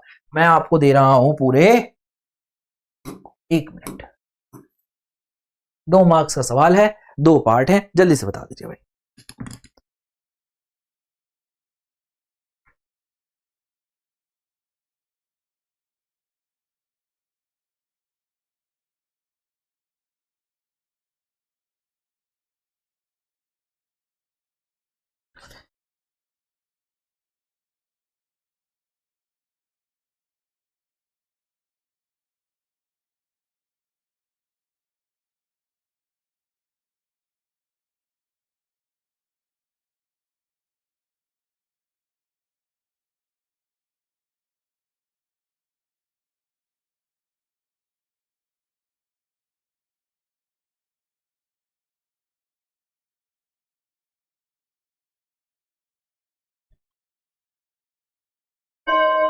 बहुत बढ़िया जी, बहुत बढ़िया। चलिए देख लेते हैं क्या बोल रहा है।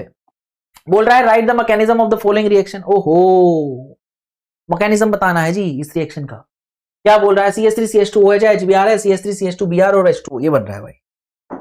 चलिए चलिए चलिए, तो पहला सवाल कर लेते हैं भाई। अच्छा, सब्स्टिट्यूट हो रहा है, OH हट के Br आ रहा है तो सब्स्टिट्यूशन है। HBr है मतलब न्यूक्लियोफिलिक सब्स्टिट्यूशन रिएक्शन हो रही होगी। सिंपल सी बात है भाई, सिंपल सी बात है। अच्छा, कार्बोकेटायन तो स्टेबल बनता हुआ नहीं दिख रहा है, यानी कि SN2 मैकेनिज्म हो रहा होगा। तो SN2 मैकेनिज्म के हिसाब से CH3CH2OH ये आया, HBr आया, है ना, ऐसा कुछ हुआ। और पहले क्या हुआ होगा? ये प्रोटोनेट हो गया होगा, CH3CH2OH2 पॉजिटिव। क्यों? OH जो है वो अच्छा लिविंग ग्रुप नहीं होता, OH2 is a good leaving group. अब इस पे क्या होगा? CH3CH2OH2 पॉजिटिव, इसमें जो है आपका Br नेगेटिव अटैक करेगा, ट्रांजिशन स्टेट बनाएगा। ट्रांजिशन स्टेट कैसे बनाएगा भाई? C, ठीक है जी, ये आ जाएगा आपका CH2, 2 ही कार्बन है, ये आ जाएगा CH3, ठीक है जी, ये एक H आ जाएगा इसका, ठीक है, और ये आ जाएगा आपका, ये एक H, ये OH2 पॉजिटिव, और यहां से आएगा आपका Br। ठीक भाई, बहुत बढ़िया जी। और इसका फिर प्रोडक्ट बन जाएगा, this is your transition state, और इसका प्रोडक्ट बन जाएगा कुछ ऐसा सा।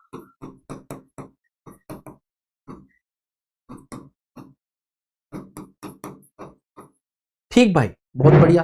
तो यहां पे क्या हुआ है? Inversion of configuration. जिस साइड से आपका वाटर निकला है उसके बिल्कुल एग्जैक्ट अपोजिट साइड से आपका क्या आया है? Br ने आके अटैक किया है। This is your transition state. Single step क्या है? ये सिंगल स्टेप मैकेनिज्म है।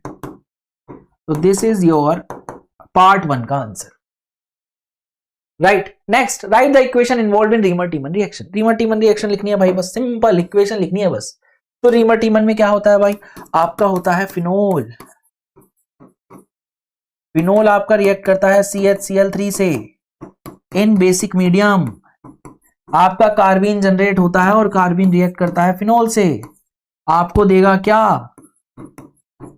ये प्लस NaCl। आप साइड प्रोडक्ट ना भी लिखो तो भी चल जाएगा, प्लस वाटर, इतना भी लिख दोगे आपको पूरे मार्क्स मिल जाएंगे। तो आप अगर CHCl3 से रिएक्ट करा रहे हो तो आपको मिलेगा सैलिसल्डिहाइड, राइट। और अगर आप CCl4 से रिएक्ट कराओगे या NaOH से, दोनों ही रीमर टीमर है भाई, तो आपको मिलेगा क्या? Salicylic acid. ऑर्थो पे ही आएगा salicylic acid, right. I hope आप सभी को क्लियर हो गया होगा। तो चलिए बढ़ जाते हैं आगे।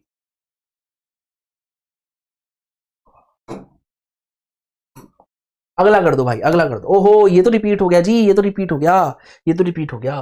कर दो फिर भी, कर दो कर दो कर दो, क्या आंसर आ रहा है इसका?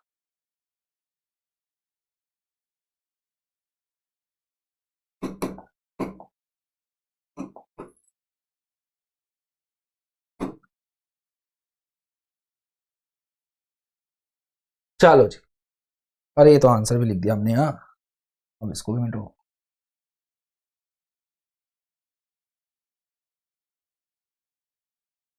चलो जी कोई बात नहीं, आप आंसर भी ले लो पर फिर भी डिस्कस कर लो। आप निकाल के देखो भाई कि आंसर आपका यही आ रहा है या नहीं आ रहा है। ये लो जी मैंने छुपा दिया कर दो।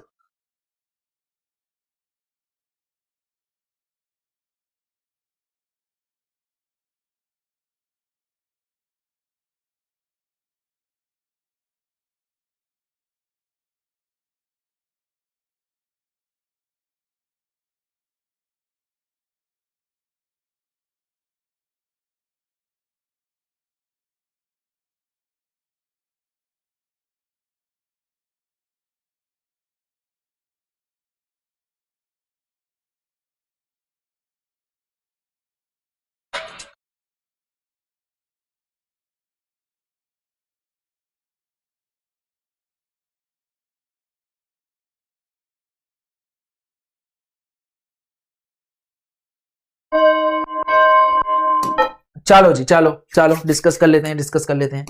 1 मिनट मिल गया आपको। क्या बोल रहा है भाई?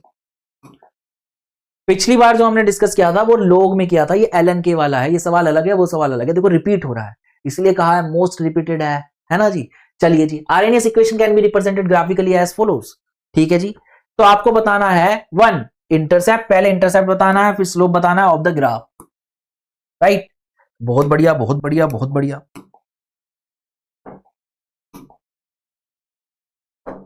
तो क्या आएगा भाई?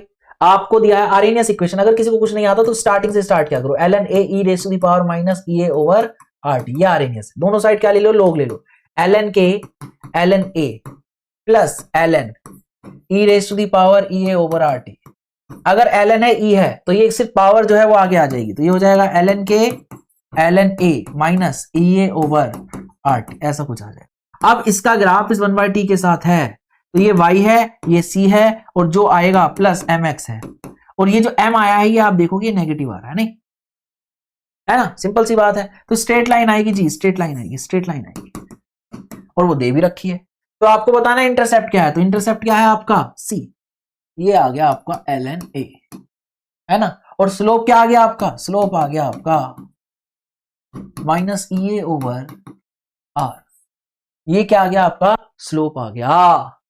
बहुत बढ़िया जी, बहुत बढ़िया बहुत बढ़िया। तो कौन से पहला इंटरसेप्ट दूसरा स्लोप, तो आपका आंसर क्या आ गया, सी आ गया। क्या दे रखा था, देखो ये दे रखा था मैंने सी। आई होप आप सभी को क्लियर हो गया होगा। तो चलिए बढ़ जाते हैं आगे। चलिए चलिए चलिए अगला सवाल, अगला सवाल आपकी स्क्रीन पर ये रहा। पूरा 1 मिनट मिलेगा भाई।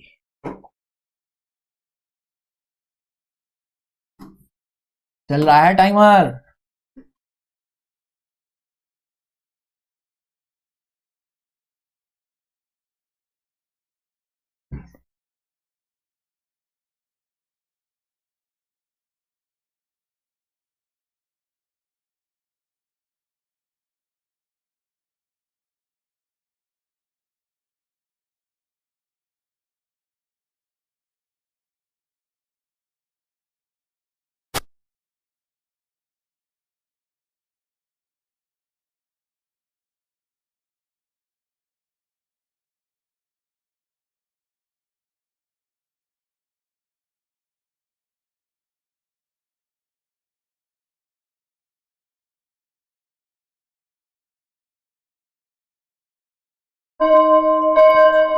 हो गया जी हो गया जी हो गया जी, टाइम हो गया, बहुत बढ़िया। क्या बोल रहा है, KMnO4 इज कलर्ड, क्या बोल रहा है जी, KMnO4 is colored due to dd transition, charge transfer from ligand to metal, unpaired electron in d orbital of Mn, charge transfer from Mn to ligand। बहुत बढ़िया। तो पहले देखते हैं dd ट्रांजिशन है या नहीं। तो अगर मैं KMnO4 में देखूं तो ये K पॉजिटिव MnO4 नेगेटिव है, कलर आता है इसकी वजह से, MnO4 नेगेटिव की वजह से।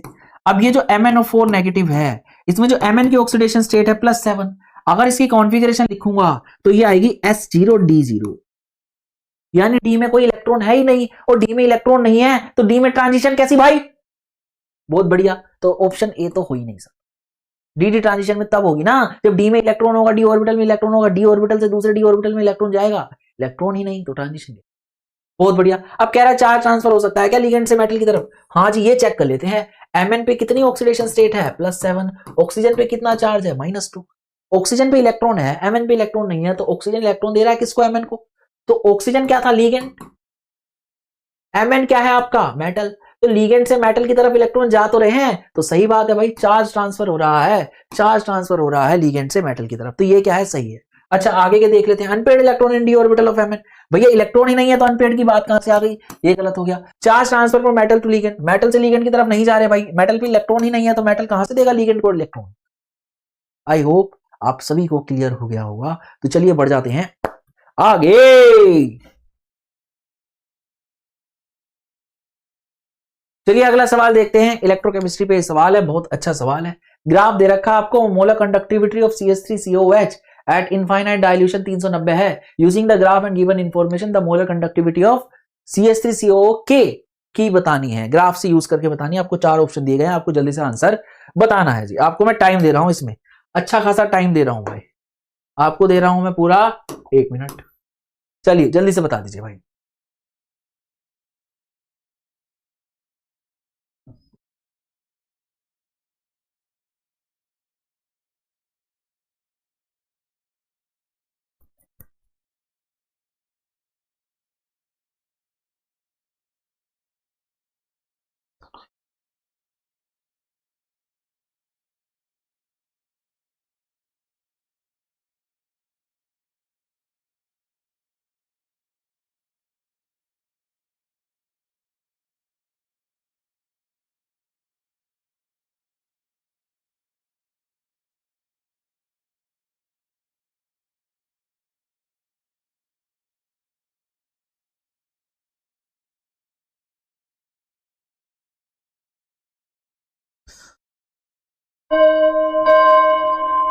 चलिए जी 1 मिनट खत्म हो गया, तो आपको बताना है कि इसकी,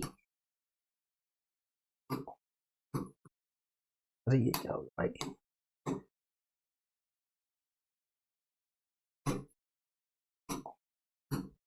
CH3COO के, इसकी molar conductivity eight infinite dilution आपको बतानी है। नहीं, मोलर कंडक्टिविटी ऑफ CH3COH दे रखी है एट इनफाइनाइट डाइल्यूशन, इसकी बतानी है इनफाइनाइट डाइल्यूशन पे, तो इसकी कितनी होगी। तो आप खराश लोग यूज करके बता सकते हैं, आपके पास है क्या क्या, आपके पास है CH3COOH, यानी इसकी molar conductivity eight infinite dilution है ना। अब इसमें से H हटा दो, K लगा दो, सिंपल सी बात है। तो पहले क्या करो, आप HCl का घटा दो, है ना, HCl का ग्राफ से निकाल लेंगे भाई, ये रहा ग्राफ, HCl के ग्राफ पे कितना आ रहा है इस पॉइंट पे 425, तो इसकी तो 425 आ रही है, यहां पे लिख लेता हूं बस, है ना, बहुत बढ़िया। अब और क्या करो, KCl की जोड़ दो, KCl की जोड़ूंगा तो कितनी आ जाएगी, 175 और 125 के बीच में, भाई ध्यान से देखना इसको, 175 से 125 के बीच में है, मतलब कितना जा रहा होगा, ये पॉइंट जा रहा है 150, राइट। तो हमने क्या करा, KCl की जोड़ दी, 150 जोड़ दी, 425 घटा दी, और COH की कितनी थी भाई मेरी, ये दे रखी है 390, खत्म, आपका आ गया ये lambda M infinity of CH3COO के, इसकी आ गई। तो 390 और 150 कितना हो जाएगा भाई, 400, 500, 540, 540 ही आ गया, -425 घटा दो भाई, तो 10 में से 5 गया 5, ठीक है जी, 3 में से 2 गया 1, और 5 में से 4 गया 1, ये आ जाएगा आपका। यूनिट क्या दे रहा है भाई, साइमन सेंटीमीटर स्क्वायर पर मोल, तो आपका आंसर क्या आ जाएगा भाई, बी मैच कर रहा है जी, बी मैच कर रहा है। So the correct answer to this question is option B, you have to mark option B as the correct answer. I hope आप सभी को क्लियर हो गया होगा, तो बढ़ जाते हैं आगे, बढ़िया जी, बढ़िया।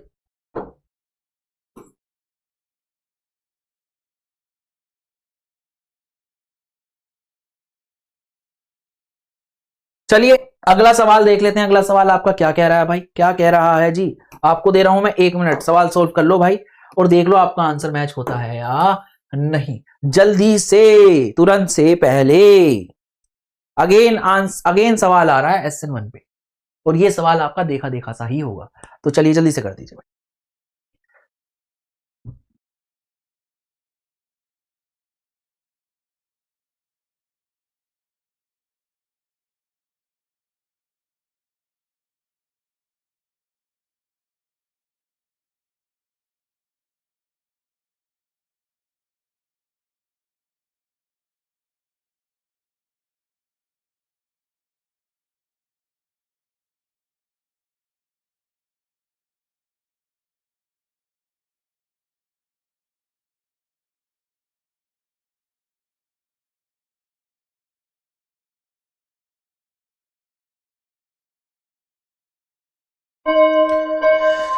बहुत बढ़िया जी, बहुत बढ़िया। देख लेते हैं भाई, कह रहा है which one of the following compound is more reactive toward SN1 reaction. आप बता दो जी ऑर्डर क्या होगा। बढ़िया जी। तो सबसे पहले ए दिया है, बी दिया है, सी दिया है, डी दिया है। तो SN1 रिएक्शन में कार्बोकैटायन की स्टेबिलिटी देखते हैं, तो हम भी देख लेते हैं भाई। तो पहले वाले में जो कार्बोकैटायन बनेगा वो बनेगा ये CH3CH CH2 पॉजिटिव। दो रेजोनेटिंग स्ट्रक्चर है भाई, रेजोनेंस है मतलब, सिंपल सी बात है ना जी। अगला C6H5 CH2 पॉजिटिव। चार रेजोनेटिंग स्ट्रक्चर है, बेंजीन में रेजोनेंस हो रही है, राइट, सिंपल सी बात है, बहुत बढ़िया। अगला अगला अगला दो साइड से पीएच है, याद रखना जी, CH PH PH पॉजिटिव। चार इस साइड से, चार इस साइड से, 8 रेजोनेटिंग स्ट्रक्चर है ना जी, मतलब रेजोनेंस ज्यादा है, सिंपल सी बात है। कुछ लोग इसको अलग तरीके से देखते हैं, अभी इतना ही मान लेते हैं। अगला क्या है, C6H5 CH CH3, ये है। तो आपकी जो है चार रेजोनेटिंग स्ट्रक्चर है प्लस 3 आपकी हाइपर कॉन्जुगेशन है, हाइपर कॉन्जुगेशन स्ट्रक्चर। 3 इस साइड, ये 3 अल्फा हाइड्रोजन है ना आपकी, प्लस आई इफेक्ट भी मान सकते हो आप, इसमें कोई इशू नहीं है। तो इस तरीके से आपको रीअरेंज करना है, आपको अरेंज करना है भाई। आपको बताना है कि आपका क्या मार्क्स आएंगे, आपको बताना है कि आपका कौन सा सबसे ज्यादा स्टेबल है। सिंपल सी बात करूं तो रेजोनेंस जिसकी ज्यादा उसकी स्टेबिलिटी ज्यादा। तो सबसे ज्यादा किसकी आ रही है, आपकी 3 की, है ना। ये 4 है, ये 2 है और ये 1 है। तो सबसे ज्यादा किसमें है रेजोनेंस, 3 में। फिर किसमें है भाई, 4 में, है ना। 4 में रेजोनेंस प्लस क्या है, हाइपर कॉन्जुगेशन। अब 2 में क्या है, रेजोनेंस है। रेजोनेंस दोनों साइड क्या थी, बराबर थी ना, तो इसने ओवर पावर कर लिया, है ना। बहुत बढ़िया। अगला क्या आ जाएगा, फिर 2 और फिर क्या आ जाएगा आपका 1। तो ये ऑर्डर आ जाएगा आपका। आई होप आप सभी को क्लियर हो गया होगा। तो अगर ये सब्जेक्टिव में आता है तो भी ठीक है, ऑब्जेक्टिव में आता है तो भी ठीक है, राइट। बहुत बढ़िया जी। तो चलिए बढ़ जाते हैं आगे। अगला सवाल,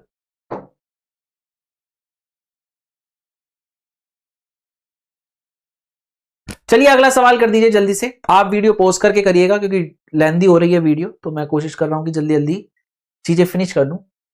तो इसको डिस्कस कर लेते हैं भाई, क्या कह रहा है। आप वीडियो पॉज करके करिए और आंसर देखिए आपका मैच करता है या नहीं करता। बहुत बढ़िया जी। क्या बोल रहा है, for the complex ion FeEN2Cl2 positive, write the hybridisation type and magnetic behaviour, draw one of the geometrical isomer of the complex ion which is optically active. Okay, बहुत बढ़िया। क्या बोल रहा है, for the complex this write the hybridisation. तो आपको बताना है FeEN2Cl2 पॉजिटिव, इसकी हाइब्रिडाइजेशन क्या होगी। तो अगर आप लीगेंड देखोगे तो लीगेंड तो 4 ही हैं, बट ये बाइडेंटेट है तो लीगेंड हो गए 6, सिंपल सी बात है। और ये स्ट्रॉन्ग लीगेंड है तो आपकी हाइब्रिडाइजेशन क्या आएगी, Fe3 पॉजिटिव के साथ, तो ये आ जाएगी आपकी D2sp3। कैसे आएगी भाई, आप अगर देखोगे तो इसमें Fe की ऑक्सीडेशन स्टेट आएगी +3, है ना। कॉन्फिगरेशन क्या हो जाएगी भाई, 26 होता है एटॉमिक नंबर Fe का, तो एटॉमिक नंबर 26 है तो S2D6, 3 निकल गए तो कितना रहा D5, या ठीक है जी। तो पेयरिंग कराएगा, अंदर से इलेक्ट्रॉन भरेगा, आपका ये आ जाएगा। अब बोल रहा है भाई हाइब्रिडाइजेशन पता चल गई, hybridisation type and magnetic behaviour. तो मैग्नेटिक मूवमेंट बताना है आपको। अनपेड इलेक्ट्रॉन अगर मैं D5 में देखूं तो आपकी पेयरिंग कराएगा ये, है ना। तो एक ऐसे ऐसे, ठीक है जी, और ये आ जाएगा ऐसे, एक अनपेड इलेक्ट्रॉन। बाकी जो आएंगे आपके लीगेंड के आएंगे, लीगेंड के इलेक्ट्रॉन यहां से भरने चालू होंगे, 2 S में 2 और P में आ जाएंगे आपके ऐसे, ठीक है। तो अनपेड इलेक्ट्रॉन कितने आ गए आपके, 1। और एक अनपेड इलेक्ट्रॉन अगर होता है तो अगर आप फॉर्मूला लगाते हो, फॉर्मूला लिखना बहुत जरूरी है भाई, मार्क्स मिलते हैं, है ना। बोर मैग्नेटॉन म्यू स्पिन, तो ये कितना आ जाएगा भाई आपका, आप डाल दो 1, तो 1 से आ जाएगा आपका 1 3, तो ये 1.73 बोर मैग्नेटॉन आपका आ जाएगा। आई होप आप सभी को क्लियर हो गया होगा, आई होप, ठीक है जी, ये आपका आ जाएगा। बहुत बढ़िया। अब बोल रहा है draw one of the geometrical isomers of the complex ion which is optically active. अगर ये देखूं तो ये सिस ट्रांस शो करेगा, और अगर मैं ऑप्टिकली एक्टिव जो है इसकी बात करूं तो इसका जो सिस वाला होता है वो ऑप्टिकली एक्टिव होता है, राइट। तो Cl यहां, Cl यहां, En यहां, En यहां, En यहां, ये बन गया। ये जो है आपका सिस है +1 ऑक्सीडेशन स्टेट, ये ऑप्टिकली एक्टिव है, इसमें कोई भी प्लेन ऑफ सिमेट्री नहीं है, ऑप्टिकली एक्टिव। कौन सा है ये, सिस वाला। ट्रांस वाला नहीं होता, ट्रांस में प्लेन ऑफ सिमेट्री आ जाएगी। आई होप आप सभी को क्लियर हो गया होगा। तो ये है इसका आंसर। आई होप आप सभी का ये आया होगा। अगर किसी को कुछ और आता है तो आप हमें कमेंट सेक्शन में पूछ सकते हैं। तो चलिए बढ़ जाते हैं आगे। अगला सवाल भाई, अगला सवाल जो है वो आपका पैराग्राफ टाइप है। जल्दी से इसको रीड कीजिए और सॉल्व कीजिए भाई। क्या बोल रहा है, कुछ कुछ बातें कर रहा है। आप वीडियो पॉज करके करिए, मैं डायरेक्ट कर देता हूं, ठीक है जी। बहुत बढ़िया, क्योंकि वीडियो लेंथी होगी। Read the passage given below and answer the question that follow. Aldehyde, ketone and carboxylic acid are some of the important classes of organic compound. अच्छा, ये 2022 का है, 2022 में आया हुआ, इस तरह के सवाल बहुत आए भाई। Aldehyde, ketone and carboxylic acid are some of the important class of organic compounds containing carbonyl group. These are highly polar molecule due to higher electronegativity of the oxygen relative to carbon in the carbonyl group. बहुत बढ़िया जी। Aldehyde are prepared by dehydrogenation or controlled oxidation of primary alcohol and controlled reduction of acyl halide. बढ़िया जी बढ़िया। Ketones are prepared by oxidation of secondary alcohol and hydration of alkyne. ठीक है जी। Aldehyde and ketone undergo nucleophilic addition reaction onto the carbonyl group, but carboxylic acid does not undergo nucleophilic addition reaction. The alpha hydrogen of aldehyde and ketone are acidic. Therefore, aldehyde and ketone having at least one alpha hydrogen undergo aldol condensation. Aldehyde are easily oxidized by mild oxidizing agent such as Poland's reagent and Fehling solution. Tollens reagent होगा, ये Poland's लिख दिया है। Carboxylic acid are prepared by the oxidation of primary alcohol aldehyde and by hydrolysis of nitrites. Aromatic carboxylic acids are prepared by side chain oxidation of alkyl benzene. Carboxylic acids are considerably more acidic than alcohol and most of the simple phenol. Right? Simple सी बात बोलिए। तो पहला चीज बोलिए, arrange the following in the increasing order of their reactivity towards nucleophilic addition reaction. आपको बताना है nucleophilic addition reaction में इनको कैसे अरेंज करेंगे, ऑर्डर क्या होगा इनका। चलिए जी बढ़िया। तो ये दो चीज पे डिपेंड करता है, एक स्टेरिक हिंड्रेंस पे, ठीक है जी, पहली चीज। दूसरा, कार्बोनिल कार्बन जो है उस कार्बन पे कितना डेल्टा पॉजिटिव चार्ज है, सिंपल सी बात है। तो आप सभी को अरेंज कर लो भाई। पहला दे रखा आपको कीटोन, स्टेरिक हिंड्रेंस है इसमें, ठीक।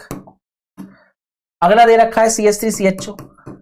अगर इन दोनों में देखूं कार्बोनिल कार्बन पे, तो इसमें कम स्टेरिक हिंड्रेंस है, इसमें ज्यादा है, तो इसमें न्यूक्लियोफिलिक एडिशन ज्यादा हो। सिंपल सी बात है, मैं सिंपल से बताता चल रहा हूं। अगर मैं इसको देखूं तो इसमें सबसे कम है स्टेरिक हिंड्रेंस, क्योंकि एक साइड मिथाइल भी नहीं है अब इसमें मिथाइल था, तो इसमें सबसे कम स्टेरिक हिंड्रेंस है, तो इसमें क्या होगा आपका, सबसे ज्यादा होगा न्यूक्लियोफिलिक एडिशन। अगला दिया है पीएच, CO CH3, ठीक, बहुत बढ़िया जी। तो PHCO CH3 में क्या होगा भाई, यहां पे रेजोनेंस हो जाएगी।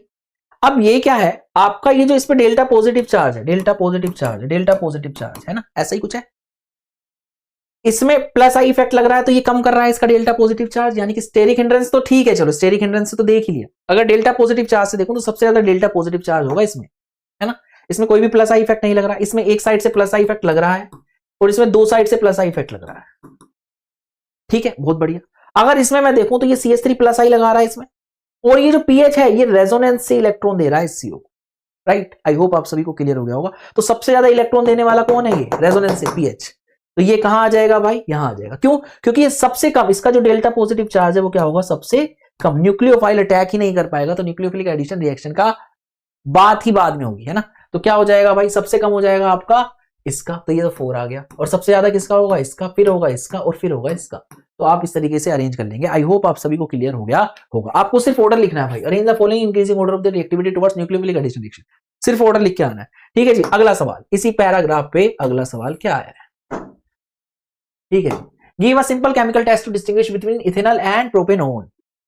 इथेनॉल और प्रोपेनॉन को कैसे आप डिस्टिंग्विश करोगे, जल्दी से बताइए भाई। क्या दिया आपको, इथेनॉल क्या है आपका CH3COH, और प्रोपेनॉन क्या है आपका CH3COCH3। तो कीटोन और एल्डिहाइड को कौन देता है, आप दो दे सकते हो भाई इसमें, तो टोलेंस दे दो, आपका फेलिक दे दो, ठीक है जी।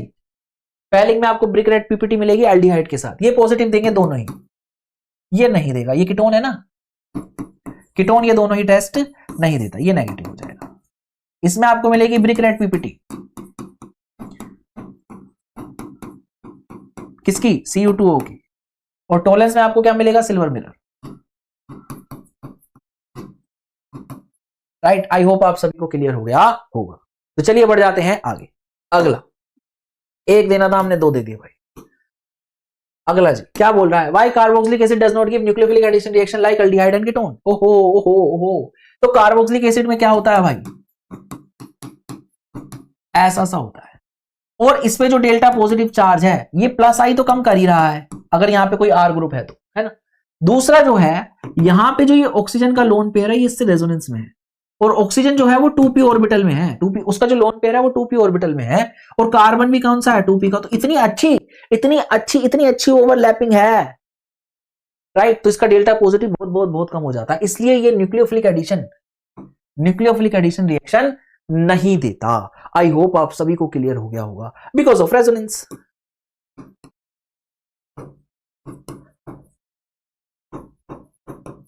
Of OH group lone pair with carbonyl carbon. I hope आप सभी को क्लियर हो गया होगा, तो बढ़ जाते हैं आगे। अगला जी, अगला सवाल, अगला बोल रहा है भाई, why alpha hydrogen of aldehyde and ketone are acidic in nature. बहुत बढ़िया जी, बहुत अच्छा सवाल है। अगर मैं कोई एक सा ले लूं, ये ले लेता हूं, है ना, ये कार्बोनिल का अगला कार्बन होता है अल्फा कार्बन, उस पे जो हाइड्रोजन होगी उनको कहूंगा अल्फा हाइड्रोजन। अगर इस अल्फा हाइड्रोजन को मैं निकाल दूं तो ये बनाएगा,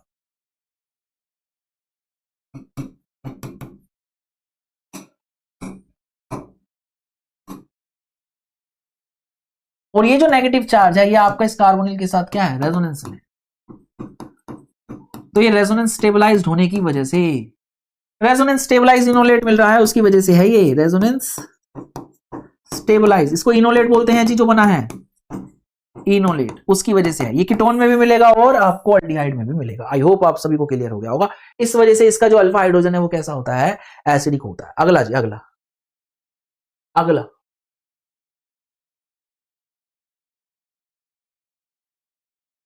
अगला सवाल क्या है भाई, right the product in the following. इसका प्रोडक्ट बताना है आपको। अब इसमें आप ध्यान से देखोगे तो ये जो कंपाउंड है आपका बेंजल डिहाइड है, और बेंजल डिहाइड पे कोई भी नो अल्फा हाइड्रोजन है ना, अल्फा हाइड्रोजन नहीं है।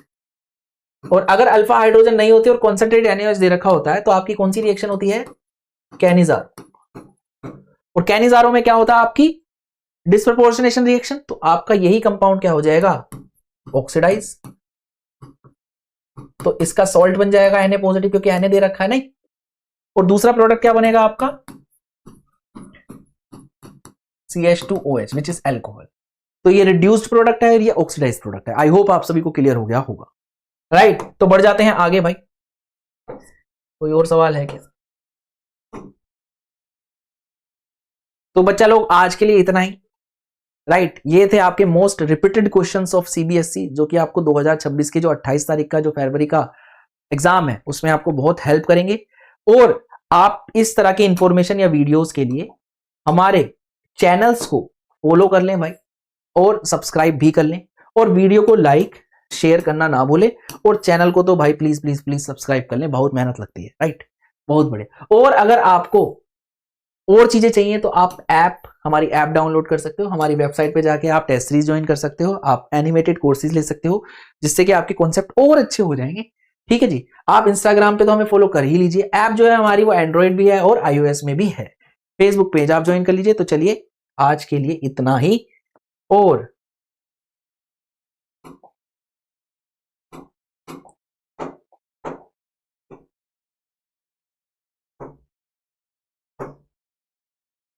हाँ, thank you so much, bye bye.